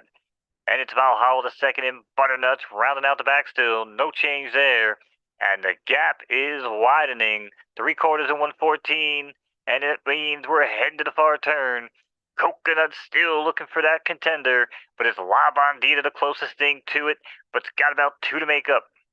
Polygon and Adeptus Sororita trying to be challenged here by Butternuts on the outside. But as we make our way back to the front now with La Bandita who jumps in front. La Bandita kicks clear by 2, bringing their best here into the home stretch. Coconuts, all they can do is watch like a happy little cuck. But it's La Bandita over Coconut and Adepta Sororita. 4-3-5, order of finish. Can we say cuck on the internet? I don't know if we can so. say cuck. I don't think you can say that. I think you did though. That's It's too late now. That's not something we can say, is it? You can watch. All right. Well, my bad. My apologies. Can't beat that one. All right, we gotta hold off the Bandito with the victory, his second victory of the night. He won the Derby earlier, and La Bandita gets the win. That's a horse, like I said, that we've seen win before. That's a nice horse. And I was asking you on the chat if you knew the quote that Mo just made, Butternuts, about Butternuts, and I didn't even realize it when I first saw that name, Butternuts. That is literally my favorite movie of all time. So as soon as you said that, I was like, yes. It's from Half Baked, y'all. The classic flick, Half Baked. All right, Mo, what else is going on this week? Anything special with you? I mean, now I'm trying to sell some of these comics on DC, and I'm seeing the prices. Yeah, it's about it, man. Like I said, I've been deep, man. Just back 3D modeling, trying to work on kind of fine-tuning that. Got a couple maps done, some old SOCOM recreations. And again, I don't know if that was really your jam, man, but anybody that played that game, man, it's so nice being able to run around. I got like a whole demolition bomb plant game mode developed inside of it. It's running real nice, man. It's a couple thousand plays already, so pretty much what I've been up to, man. Do you play, you just go in there and people come in there randomly and play with you? Well, it's up for public now, so oh, nice. The more people play it and have a code. Like I said, I've had a publisher code since pretty much day one of Fortnite Creative back in the day. So yeah, once people, I posted on Reddit, posted on Twitter, and like the Epic forums, and people just load up the code with their friends. It's 8-on-8, you know, plant the bomb, protect the bomb type of stuff. And yeah, and I'm also working on some other type stuff, like American Gladiators type stuff, where one player's up on the gun trying to shoot down the 9 people running towards them to, like, you know, knock them down into a pit and win the round. So that'd be awesome. Kind of like a bunch of mini game stuff like that, you know. This is all through Fortnite? Yeah, so basically what they did is they milked Fortnite as much as they could for 5-6 years now, whatever it's been. Sure. And they were like, listen, we're just gonna hand the keys over to you guys, whoever can make content. We're just gonna give you the whole platform. So we can make our own assets, bring our own assets in. We're not making anything that looks like Fortnite. I mean, some people are, but You know, I'm not. Like everything in my stuff is hand built from me. You know, 3D model and stuff. Kind of like how we did your logo and shit like that. We did Tony's hat. So, Yeah, it's pretty awesome how you but can yeah, do it. man. I know it's a lot of work, but it's pretty cool the way they look, they turn out. I've seen a couple of your videos of them. I'm looking in the Oh, marketplace now for appreciate it. DC Palm. They have this new category that I noticed the other day, but there's nothing in it. Do you know anything about the Bat Cal Honorary Collection? Ooh, no, no, no, no. Yeah, and I seen somebody post a picture on Twitter, and it was this crazy wild bat cow. It had all kinds of neons and all kinds of crazy stuff. And I was like, "Is that a real bat cow? What is that?" And they were like, "It's an honorary bat cow."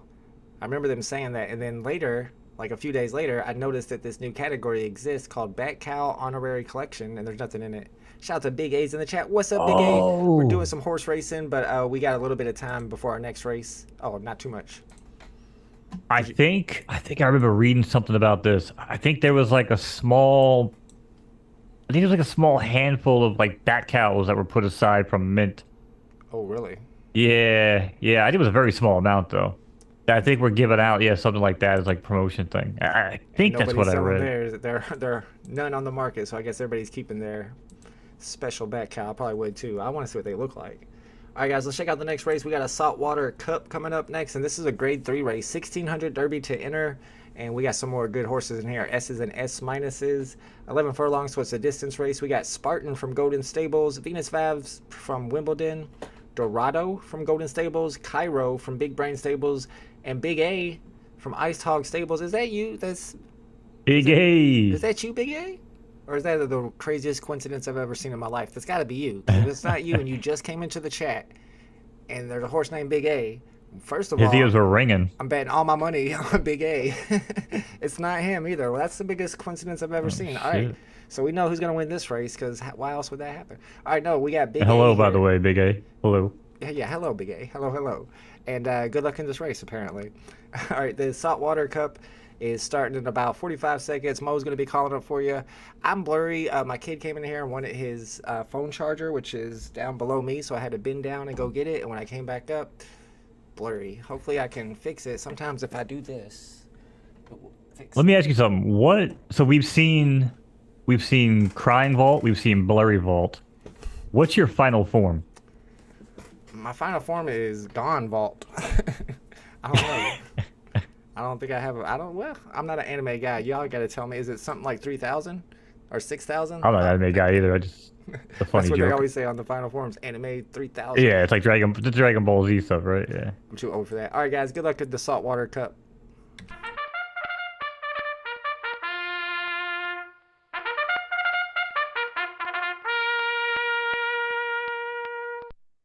All right, back at the track, clear night. Perfect time for a major race.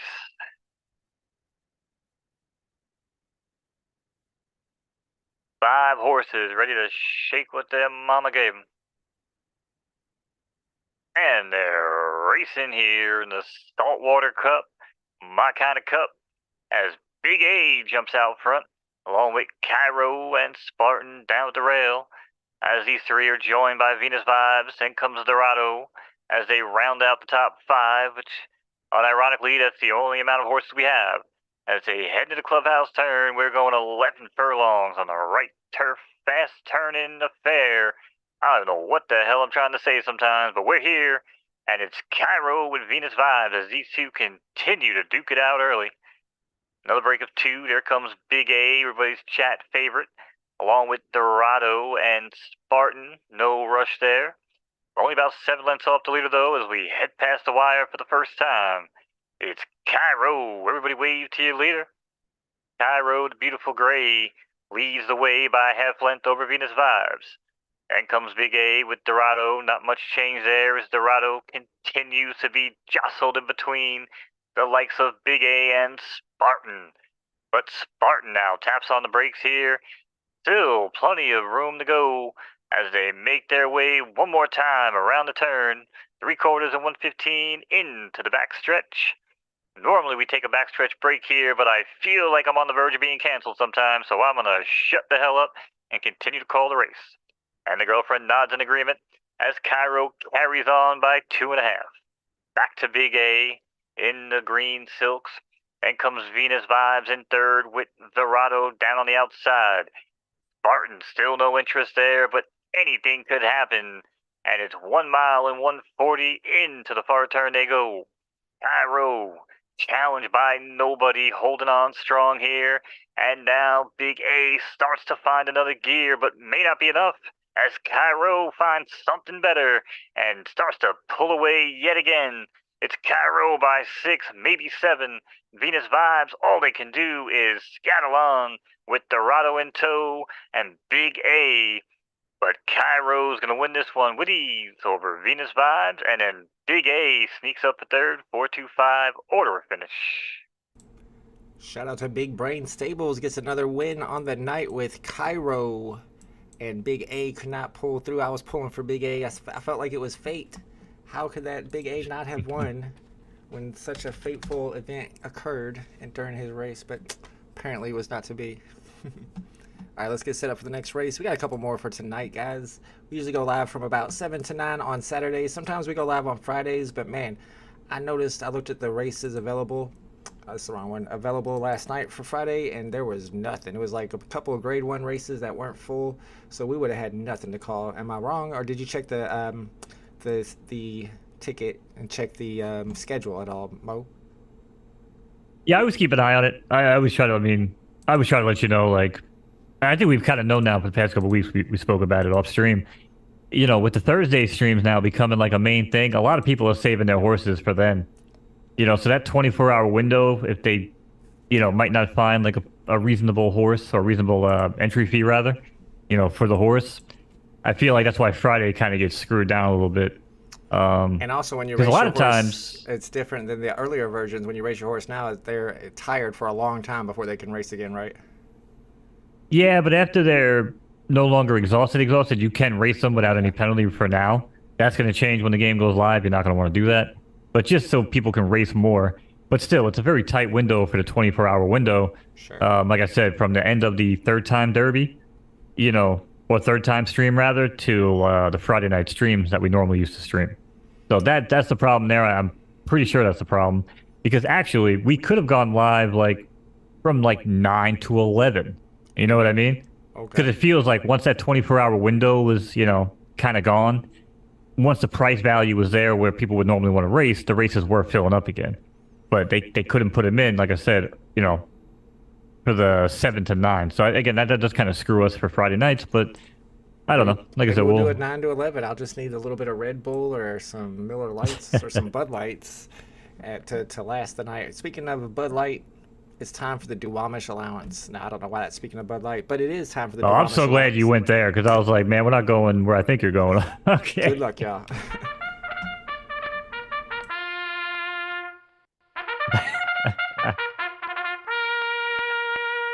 All right.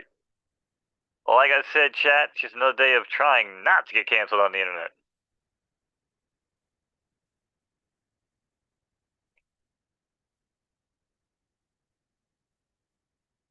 Horses are all in line.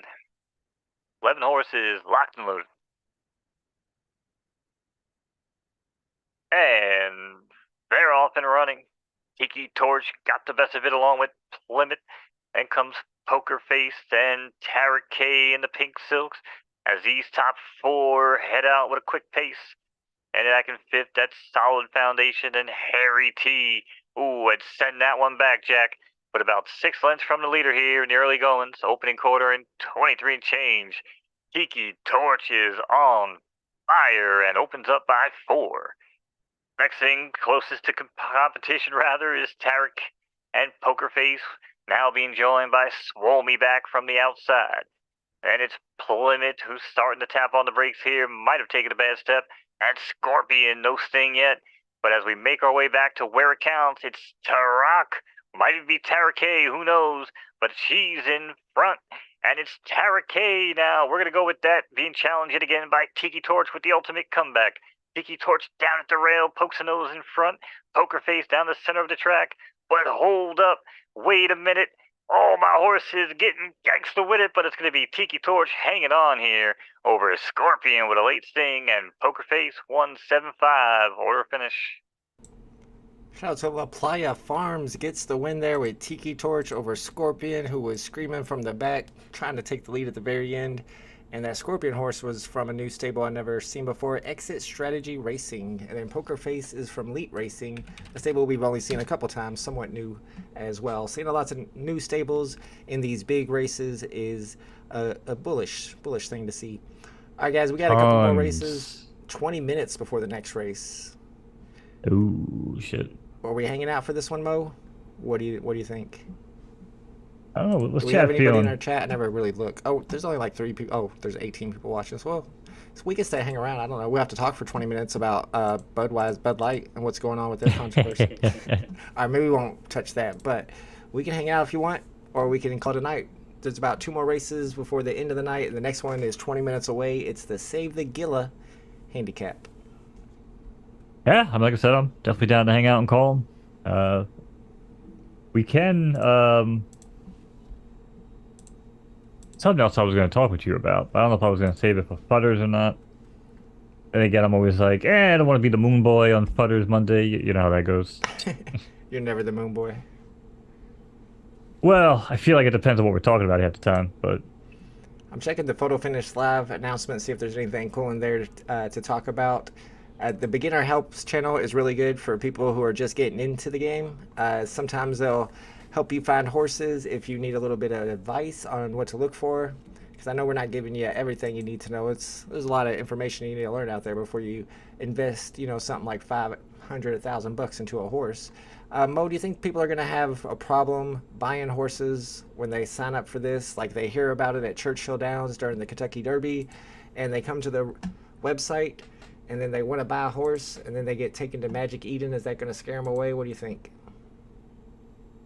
it's a good question.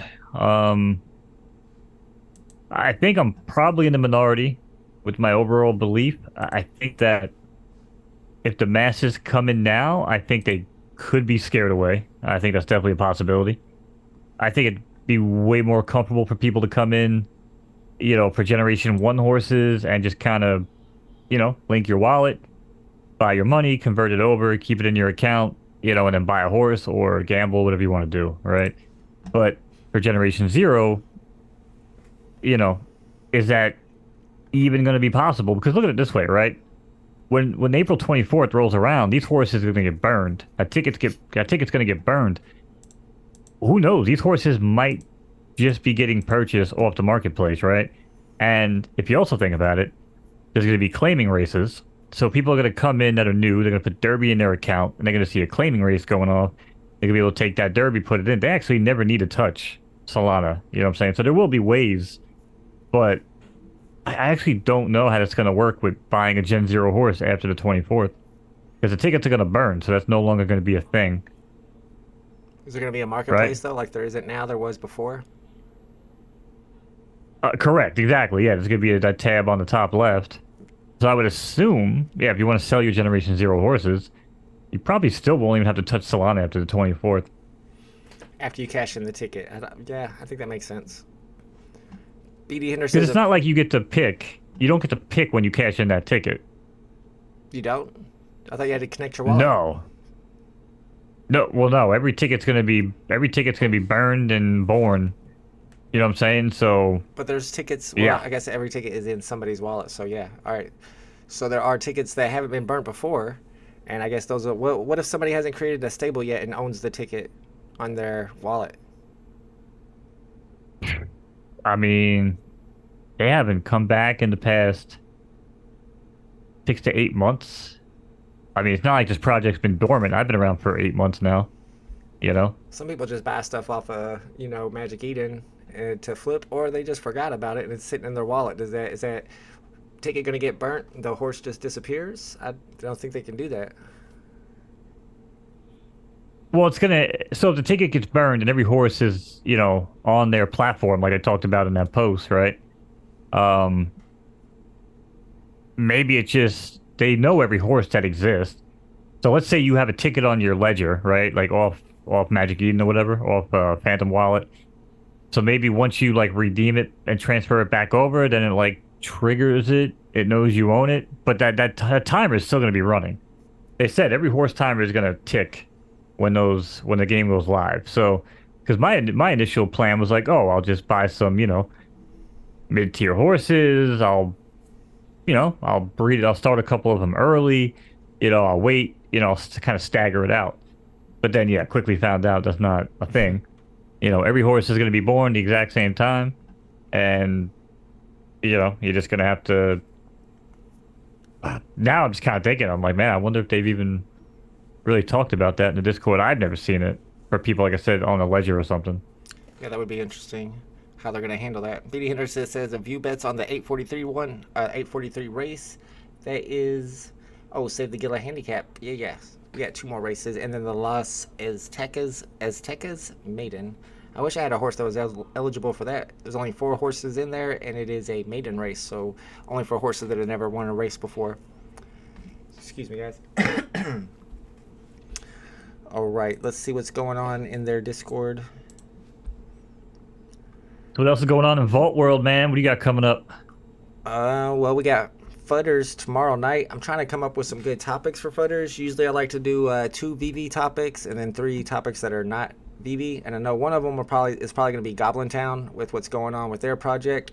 But then I'm trying to think of some other things that's going on in the news. Usually I'll just go up to Google and I'll even just type in NFT. Oops, didn't mean to do that. And then click on the news tab and see if there's any news in the NFT world. I'll tell you what I did do is I watched Real Time with Bill Maher, which I used to like. I used to like Bill Maher a lot. Not so much anymore. But man, his last episode, I guess it was on Friday night, he had a guy on there whose name was Patrick McKenzie. Something McKenzie, and he wrote a book, and pretty much the whole thing was about how cryptocurrency is a big Ponzi scheme, and that no cryptocurrency does anything. And then they got to NFTs, and they just like cracked up laughing, like, of course NFTs is a scam. If cryptocurrency is a scam, it's just a JPG that you can right click on. And it just seems like the mainstream is just so anti cryptocurrency. And I mean, of course that's on purpose. There was probably some producer. I think feel like it's the wealthy people don't want the crypto people to become wealthy too. I don't know, but I feel like mainstream media is really beating down on crypto and especially NFTs these days. True. And it's weird because as people continue to, beat down on it and, talk shit about right-click saves and stuff like that, companies still continue to move on with Web3 development. They still continue to create digital collectibles. DMVs still continue to move to the blockchain for all their data because it's safe, it's reliable. You can't alter data on the blockchain. It's not possible. It cannot be hacked and altered that way. There's just too many checks. There's too many references. You can't change that many blocks at the same time without it being picked up. So that's why, like, state of California DMV moving to the blockchain. There's a couple other states as well. Insurance companies are moving to the blockchain. Easier access of information. Doctors and hospitals will be moving to the blockchain. So again, NFTs and all that stuff might be a scam, but people used to scam on AOL until the internet became a real deal too. So the core foundation of what's happening, you can't be scared away by the NFT stuff, in my opinion. Yeah, absolutely. It just makes it harder for mass adoption. I almost feel like we should just call them digital collectibles, which I used to be against that, but NFTs are getting such a bad rap these days. Denny OC says, I'm sorry, what'd you say? I mean, you have to stop calling them NFTs. Like I said, it's when words and stuff like that start carrying, negative bad vibes, you just gotta it's time to shake it up. Especially if you want to stick around the space, It's called rebranding. We know all about that on VV. Yeah, there you go. Yeah, there you go. Denny OC says a debt-based economy is not a Ponzi scheme. Now, it's crazy that these are like super educated people sitting there just not understanding it at all. Jeff says the more debt you incur, the more happy people are. The more debt you incur, the more happy you are. I don't know how that one works out, but I suppose. What's going on in it's crazy too. Well, I'm excited for this Tucker Carlson interview with Elon Musk coming up. Was it Monday night? Oh man, it might be during Fudders actually. Oh brother. I am looking forward to that interview, man, because that is good. There's going to be some info being spewed there, dude. Listen, again, this is very, very scary. I hope people are aware. I was joking around with you in your chat yesterday during the VB stream. You're like, ain't that big of a deal. No, it's a very big deal. It's a big deal for a few reasons. One, what AI would be able to do on its own right with no guardrails is scary enough. They've already just shut down that Microsoft project. AI made up its own language. They knew when like the humans were watching and on the clock. They knew when they weren't being watched. Like they were very aware of what was happening. Then if you want to put guardrails on AI, well, you're basically giving the guardrail access to the people that you don't really trust in the first place, which is the human beings. So that's who you're trusting to put guardrails on the AI, where they can basically weaponize it for their own freaking use at that point. What proof have you seen that it's AI is able lose-lose. to do any of this? I don't think AI is able to do any of it. All it is doing is retrieving Absolutely. text. Look at Microsoft. Look what Microsoft had to do. They shut down the whole project. One guy on Microsoft who was a disgruntled employee. No, not one guy. It's their whole project. Their whole project had to get shut down. That's what I'm saying, dude. No, this ain't like one guy that was sitting home where he's like, oh, yeah, my AI went crazy. My ChatGPT was going nuts. Like, that was like a whole project, their whole research thing that they were working on. Kind of how Microsoft came out with Bing now. Their Bing is now ChatGPT 4. That was in 2016, though. I don't know. I feel like it's a little overrated. People are freaking out over nothing, personally. What he says, did you see the article saying Trump made $100K to $1 million in NFTs last year? Don't know if that's FUD or not. Oh, I remember that project really well. I was even telling people it's probably going to be profitable to go for, but I still wasn't going to go for it just on principle alone. But I don't know if that's FUD. Is that FUD that Trump made $100K to $1 million on his NFTs last year, Mo? I mean, what is FUD? I don't know what the hell FUD is anymore. Depends on what you consider FUD. I mean, it's information. I mean, he made. Of course, he's gonna make money on it. He had an NFT project. Yeah, I mean, of course he was getting paid on it, or else he would have been suing the crap out of him and had it taken down for copyright, right? Apparently, he didn't look at the NFTs at all. Well, I guess he might have, but it just seems like they were photoshopped, and you could even see like the watermarks on it. It was so bad, poorly made. All right, so bro, those NFTs were pretty damn good, though. I would have. Pretty good. I regret not buying them. They're still on Polygon. I'm waiting for them to come down. I'm gonna buy them when they're like 50 cents each and send them to my VIPs. All right, this says that ChatGPT can pull information from the internet to respond to users' questions. It may have a pool of information, but it doesn't have as much knowledge as humans, blah, blah, blah. Hence, the chatbot may not be able to answer all your questions every time. First off, it's wrong a lot. But secondly, all it's doing is pulling information from the internet. So if you think about the code of what it's doing, like think of any prompt that you put in there. I mean, how is it doing something that you think is because ChatGPT isn't because ChatGPT isn't the overall goal. It's not the overall mission. Right, it's when people right take ChatGPT. No, it's not. That's not where we're at. Like I said, there's people that have been training these ChatGPT 4. Like when you go to ChatGPT, right? You're not using the real ChatGPT, by the way. If you don't pay $20 for premium, that trains George Carlin. What is that computer program doing? It's just learning phrases that George Carlin uses. It's not learning the way that George Carlin thinks. Oh, yes, it did. It goes back through his entire history of everything that George Carlin's ever said, takes it. So it has and like I said, now over 2 months. So it has a huge database of George Carlin information, but it's not thinking like George Carlin. It's just retrieving text. No, because it's responding to real-world situations. Like I said, it put him in there and says, okay, George Carlin, make money in the year 2023. It didn't say, well, I'm George Carlin, so the only way I know to make money is I'm going to go on the internet. What does the phrase "make money" mean? And then it figures out it means this, and then it goes into its database of George Carlin stuff, and it pulls out the text that it thinks goes with it. I don't really think it's thinking as hard as people think it's thinking. Let me get to the chat real quick. Rob Rizzo says there were 2 AIs communicating in their own language that the developers couldn't. Oh, I do remember hearing about that. So they had to shut it down. Yeah, that is scary. 2 AIs. I'm talking about, man. It's exactly what I'm talking about, bro. It might have been gibberish. We don't know. We couldn't understand the language. It might have just been some little glitch. Listen, AI is hiring people on TaskRabbit, bro.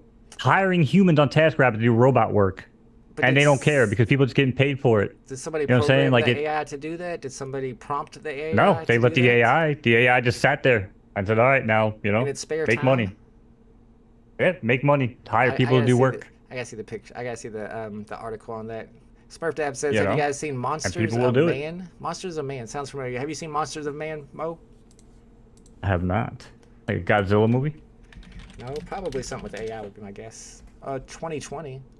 A robotics company teams up with a corrupt CIA agent undergoing an illegal, unsanctioned... Yeah, that sounds like some crazy AI stuff. There's that one movie, Ex Machina. Have you seen Ex Machina? Is it Machina or Machina, Ex Machina, or something like that? Yeah, Like a weird. I don't know how to I pronounce thought it was like it. a weird pronunciation. Yeah, but it's all about AI, and this AI becomes sentient. Yeah, I think that's like what people are ultimately thinking is gonna happen. That's so far But away, again, it's, Mo. It's so far away. I mean, you could think so, but like I said, man, but just the simple advancement of what they showed from ChatGPT to ChatGPT 4. ChatGPT was like a little bit of like a pin drop, and then ChatGPT 4 is like an ocean. You know what I'm saying? Again, of when it comes to knowledge, how much information it can retain, process it. You know, again, that's the stupid Seinfeld AI thing had no guardrails whatsoever. That was fully running on its own, and you could tell, you know, in certain aspects. Dude, But still, I think that was running on its own right. You know, the other guy. Collectibles. What's up, Tucson? Thanks for hanging out with us, man. The Seinfeld thing. I don't know if you know the part that kind of went viral. I saw it a few times where they're just talking and they say something where it's like, "What's really going the liberal on here?" shit? Like, I'm sorry. What, the stand-up joke with the liberal thing? No, it was just some period where they're standing and walking around in their living room, and they start asking each other weird questions like, "What are we doing here?" or something. It's so creepy. Let me find it for you. It is super creepy. Oh, It's yeah. like Seinfeld bot or AI becomes self-aware. Yeah, that's what I'm saying. Yeah, they realize that they're actually AI. Like, what the hell are we actually doing? And this makes me think, like, You know. all right, maybe I'm wrong. Let me do one that's really, yeah, this is the one I saw. If it's really long, I'll fast forward to the good part. But yeah, so, I mean, I feel like this just going out and retrieving text, and it just has really advanced coding, and it just has a really big database. But when I see stuff like this, then I'm like, all right, maybe I'm wrong. So check this out. This is going on. I'll get to more later. Maybe I'll play a little bit here. That's the music. Hey everybody. So I was out at the store today and I saw this couple in front of me in line. This might be the liberal The joke you're man talking looked about. like he I was was looking for having something a else really right tough here. time. This is what I'm looking for. Yeah, well, that's what got them banned. Did you ever stop and think that this might all be one big cosmic joke? Well, I don't think it's necessarily all, you know? Yeah, I know. I just mean, like, why are we here? To tell jokes, obviously. I mean, why are we here together? Maybe fate put us in the same place for a reason?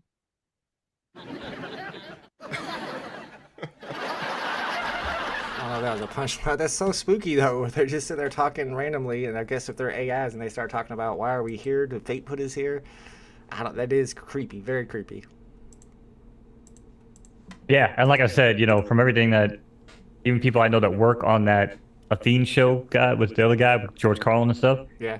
there are, like I said, there are some, you know, daily prompts and like guardrails that they run on there, mainly so they don't get canceled, you know. But the Seinfeld one, that's the reason why they got him banned for 14 days, whatever the hell it was, and they had to like redesign everything because there was no guardrails. And like, yeah, the fact that it would sit there and now it like references, you know, conversations from like a month ago. That's Like, crazy. hey, remember that time, you know, we talked about this? That's what I'm saying, man. Like, But you that's know, still, that's just in the database. You're just creating your own database. Shout out to Daniel Marquez in the chat. Says that's a good point. We all life think is a that- freaking database. We freaking learn and we take that experience and we do something with it. That's what I'm saying. When EA starts doing things with it, again, like hiring people on TaskRabbit to do some wild shit, not pick up a pizza, but do some really wild stuff, you know, that you can saw see why one- people. I was gonna say I saw one today on Twitter where an AI talked some people into paying for their nudes on Reddit. They put up a Yeah. picture of a hot girl and they sent them money. Yeah, I mean, I like don't know I if said, you know, somebody's prompted them to do that or if AI is doing that in their own on their spare time. That's what I don't really understand. Woody says scammers use AI to clone voice of some woman's daughter to try to ransom. That is legit. I literally, because I Yep. have a YouTube channel, maybe I'm being paranoid, but I literally thought about going to my kids' school and being like, don't release him just off of my voice alone, because you can now clone people's voices, and especially since I have a YouTube channel, it would not be hard to do. Now I gave them that somebody who's listening to the idea. Now I have to go to this school and tell them not to let my kid out of school just on my voice based alone. Am I being paranoid, Mo? No, actually, I joke about it, but it's not really funny. but I say that it's going to get to the point where, you know, like when you're looking at like audio files that you have to like buy or license, I feel like AI is going to have some sort of like either an inaudible tone, where it's like if it's generated voice, it's like the law to have some sort of like inaudible tone that if it's played back to a certain device or whatever, could actually detect like a watermark. Or it's got to be like every 30 seconds while you're talking, like being down by pond 5. True. You know, like something like that. There's got to be some sort of watermark, dude, to like, because you're right, it's freaking scary how accurate. It's government regulation, so they have to actually regulate AIs before all this crap takes off, and it's going fast, so we need to get on it. But then again, all the people in Congress are age 80 or older, so they probably don't even, they're still regulating Pinochle or Monopoly or something. All right, guys, it's time for the Save the Gila Handicap. We got 14 horses in this race. We got a packed field. The cat is tripping back there. Chill out, cats.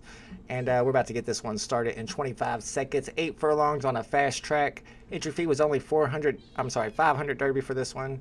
So the purse is 7,000. And we do got some bets, quite a few bets. The one horse has the most bets. He's your favorite. Good luck if you're in the race. Here we go.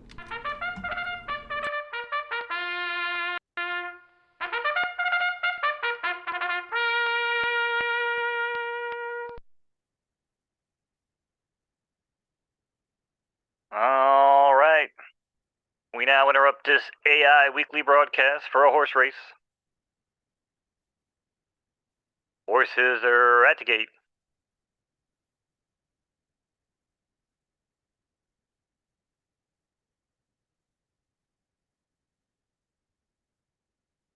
And they're off and running here in the Save the Gila Handicap. And it's Peaky Blinders. Peaky Blinders runs out to the front with early speed along with Midnight Queen. And it's Margaret White and Let the Good Times Roll, run 3-4 neck and neck. Backed by Buttons in 5th. Then comes North back in 6th here, rounding out the leaderboard. But only about 3 lengths off the leader as they head to the clubhouse turn in this 8 furlong right turning affair on the turf. Opening quarter and 24 and change, and your current leader is North back. But North back has a slew of challengers here. 1, 2, 3, 4, 5 across the track. With Bourbon now shoots in front. Make it Astra Luna not to be denied at 99-1. And now starts to pull away by 2. And up to the break comes Midnight Queen. Will Let the Good Times Roll on the extreme outside. Then it's Buttons even further out, but moves up in the second. And comes North back, still no change there, but looks for room on the rail, might have found it. Half mile and 48 and change as they make their way into the far turn. Round and round the track they go. Who's going to win? Nobody knows, not even me. And I work here, but just for now, it's Astra Luna as still one to catch. And here we go now as they hit the top of the turn and head for home. Astra Luna can't hold on, calls it a day. Midnight Queen charges to the front, but it ain't over yet. Insert coin, here comes new challenger, Betty White, back from the grave, looking for room, but Midnight Queen trying to hold on. Over Bourbon and Betty White, 4-10-14, order finish. Shout out to the Midnight Queen, gets the victory here from the Mighty Mo Stables. Is that your stable, Mo? No. I didn't think but so. Thanks for the shout out. All right. Well, apparently you got a fan or somebody who shares your name. It's the Mighty Mo Stable, a new stable I've never seen before, and they get the victory. So shout out to them. Bourbon with second place from Golden Stables, and Betty White, she's still kicking. Still, I don't know. Is she still kicking? I haven't heard anything. Like, no, I think didn't Betty White actually finally? Oh no. She finally died?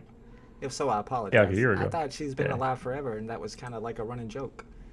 Oh, no. Well, that was the thing, right? She'd always show up on like Twitter feeds and scare the crap out of people. Yeah, whenever she's trending, like, oh no, it finally happened. And like, no, it's her birthday.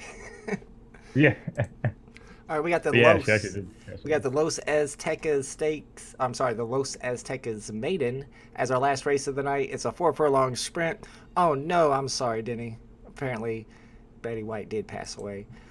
It happens when you're that old. I guarantee it. All right, we got Cheesesteak from La Playa Farms against Harry Sheets from Cheese Racing, Harry Donkey from Cheese Racing, and Brunhilde from Valkyrie Racing. I think I pronounced that right, but I did not know that's how you spelled that name. I remember that name from Django Unchained, right?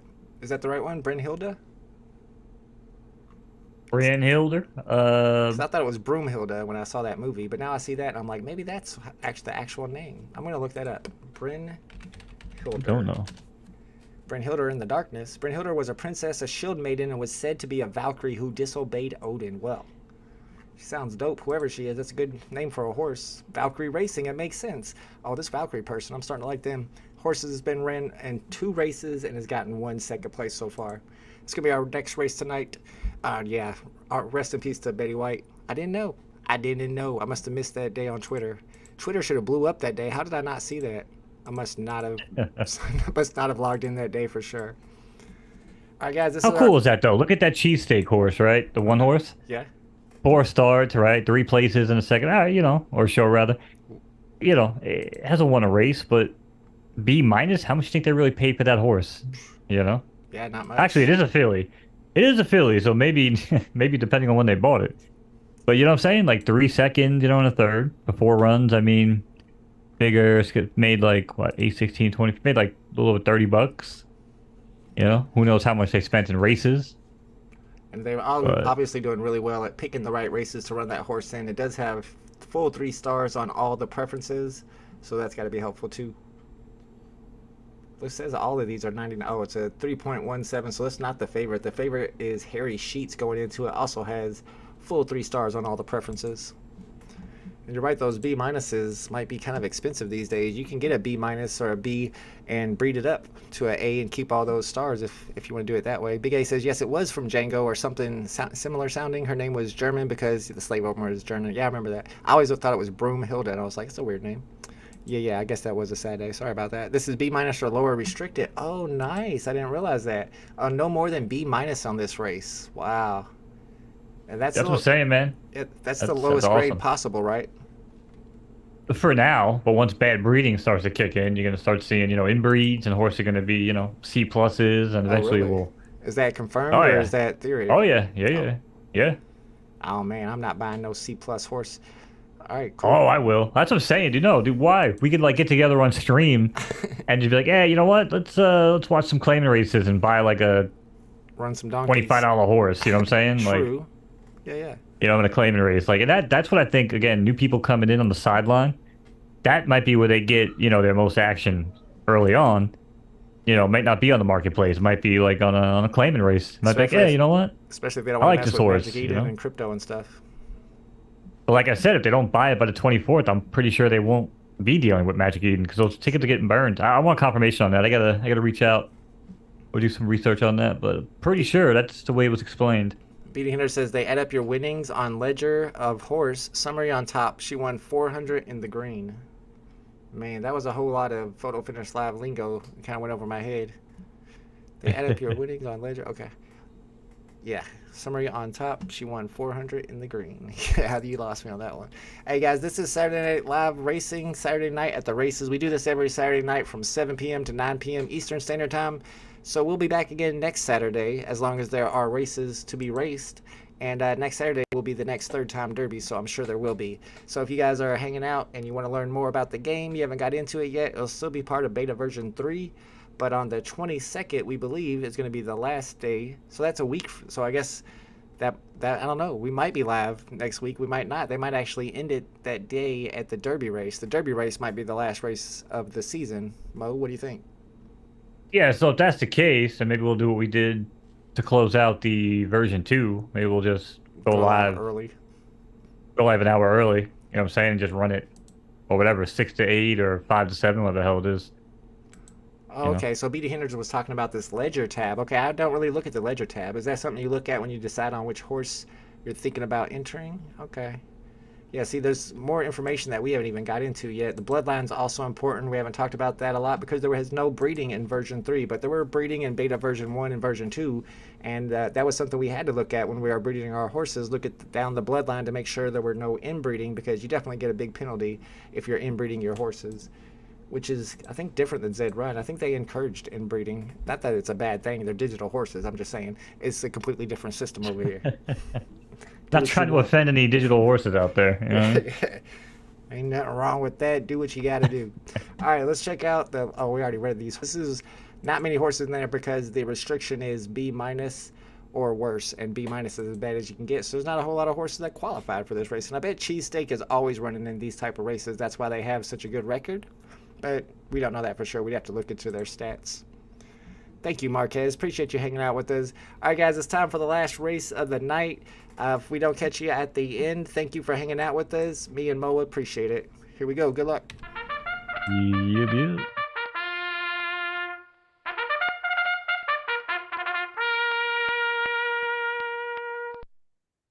All right. Degenerates, it's raining here, but we're going to make them run anyway, because the last call tonight. Don't forget to like that channel and tip your waitress.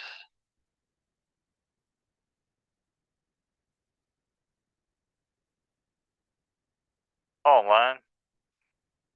And they're off here in the Los Aztecas made. And just like that, it's Harry Sheets who breaks out to the front along with Harry Donkey. This is one Harry opening on the wet track. Then back in third, it's Brenton Hilder with Cheesesteak covered in underwear. Back for fourth here with about 4 lengths to make up early. But Cheese Racing Runner in the blue silks takes this one around the turn. That's Harry Donkey. Opening quarter in 23, and here we go. Off the turn, we're heading for home. Blinking, it's over, but it's Harry Donkey now being pursued by Cheesesteak. Cheesesteak pushes up to the front now as Harry Donkey's called it quits. But it's Cheesesteak trying to hold on the challenge of Brent Hilder down the center of the track. A Valkyrie with wings, but not going to be fast enough today. It's going to be Cheesesteak over Brent Hilder and Harry Donkey. Congratulations to Cheesesteaks. Breaks their maiden, gets their first victory, and La Playa Farms gets their second victory of the night here on Saturday night at the races. We were talking about the comedians. Denny says he's been watching the Jimmy Carr, talking to hecklers. Those are funny clips. Anthony Jeselnik's another one, but there was the guy, the tall guy, the skinny guy, the young guy with brown hair that I really wanted to mention, but I can't remember his name for nothing. He used to write for Saturday Night Live. Thank you, BD Henders. Good to see you as well. Set up a wallet and we'll fund a syndicate horse. Those that missed earlier, see the link. Yeah. Go to my Discord if you guys are interested. We're all trying to put in about $50 each so we can get a really nice filly horse to run like as a Dow. There you go. We see several people are already interested. I'm going to start contacting people throughout the week and we're going to start getting this ready because like Mo said, we don't necessarily know that the prices are going to dip from here. We're just nothing but bullish news lately coming from Photo Finish Live. All right, guys, thank you very much for hanging out with us during this stream. And thank you, Mo, for calling the races. Great calls, as always. I appreciate you, bro. Yeah, man. Thanks for hosting. Appreciate chat coming out as well. And hope to see you guys next week. Have a good one. Yep, have a good weekend. We'll see y'all next time. Later.